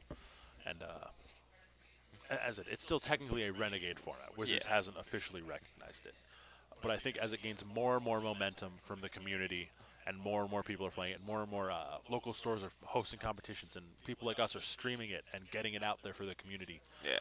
Eventually Wizards is going to have to recognize, if not the format Frontier, Something that similar. there is a need for a format like it. Yeah. And there's a demand for it, and they'll have to supply it at some point. Well, I know the shop in Japan that like made the format. Yeah. They had a tournament that had like 200 some people. Yeah, they've had which- some pretty big yeah. tournaments out there, and I forget. Japan's I always forget the name interesting. of it. Yeah. It's always weird to try to compare what happens in different countries, but Yeah. I think we can definitely say Frontier definitely has appeal at the very least across pretty much the entire Magic playing world. I'd feel fairly comfortable saying that. I'm sure there are small sects that don't like it, and there are certainly arguments against it. I know Zach Vivian, who joins us on that Magic Parliament podcast on Mondays, he's made some arguments against it. He doesn't intend to play the format. And like I said, there's arguments for it, but I think there's arguments against it. But I'd like to think there's more for it. I think it's a very good format, and Yeah. it's definitely fun. I like it. Yeah, I haven't even played any of it. It's like the concept of it. Yeah, Makes it. it's Yeah. it's really exciting. It's going to be fun to throw this big tournament. Hopefully, get a really nice, big, Yeah. solid turnout for it. Big prize payouts If on we the can line. get 37, 38 for an F&M, I see no problem getting a lot of Yeah. people for Frontier. Because it doesn't have that high barrier for entry that things like Modern or Legacy. Yeah. You can get a top tier deck for Pretty much the probably price of a around standard $100. deck. Yeah. yeah. It's affordable right now, and hopefully it stays that way. Yeah. So, as I said, if you enjoyed everything on the stream here tonight, give us a follow. We always appreciate that. Yeah. Find us over on our Facebook pages or our website. Links We to have- those we can do be also found have a down Twitter. below. We have a Twitter. It's all down there. I don't do the Twittering, I used to in high school. I don't But quit. now I don't. No, I don't. so I occasionally forget about it. But we definitely do have a Twitter. If you're on Twitter, follow us on Twitter as Yeah. well. Updates some for people the here, stream, all stuff like yeah, that is on updates there. for stream, updates on the store. Yeah. You can find stuff if you need to pick up singles for Frontier to get ready for our monthly championship. Oh yeah. Excuse me. Our online store has a pretty extensive collection of cards available for. Excuse me. I'm so sorry, folks. A pretty, Unbelievable, Rob. I know. A pretty extensive collection of cards on our website too for just about any format. Yeah, you need Pauper, Standard, Modern, Legacy, Frontier, Commander, any of them. If you need to get a whole Pauper deck, you can do it here. We will do it for you. Yeah. Oh, I lost my train of thought. Schedule for all of our events where you can play all those wonderful new cards can be found again on our website or our Facebook page. Yeah, all our Streaming. info's on there. It's very easy to read. Like Yeah, it's all just right there in front of you. I believe our next stream is going to be tomorrow at 6 o'clock Yes, for the it will. traditional format Yu-Gi-Oh tournament. Yeah, correct? if anyone's interested, we are going to be holding a traditional format for Yu-Gi-Oh, which if people aren't familiar, Yu-Gi-Oh has a much more harsh ban list than Magic does. They ban cards, they limit cards, they semi-limit cards, which is limit is 1, semi is 2. Traditional format makes every banned card limited. So every banned card is at 1. So like iconic cards like Pot of Greed, Graceful Charity, all that good stuff, it's all at 1. So yeah, we're going to start that at 6. We're going to be streaming it.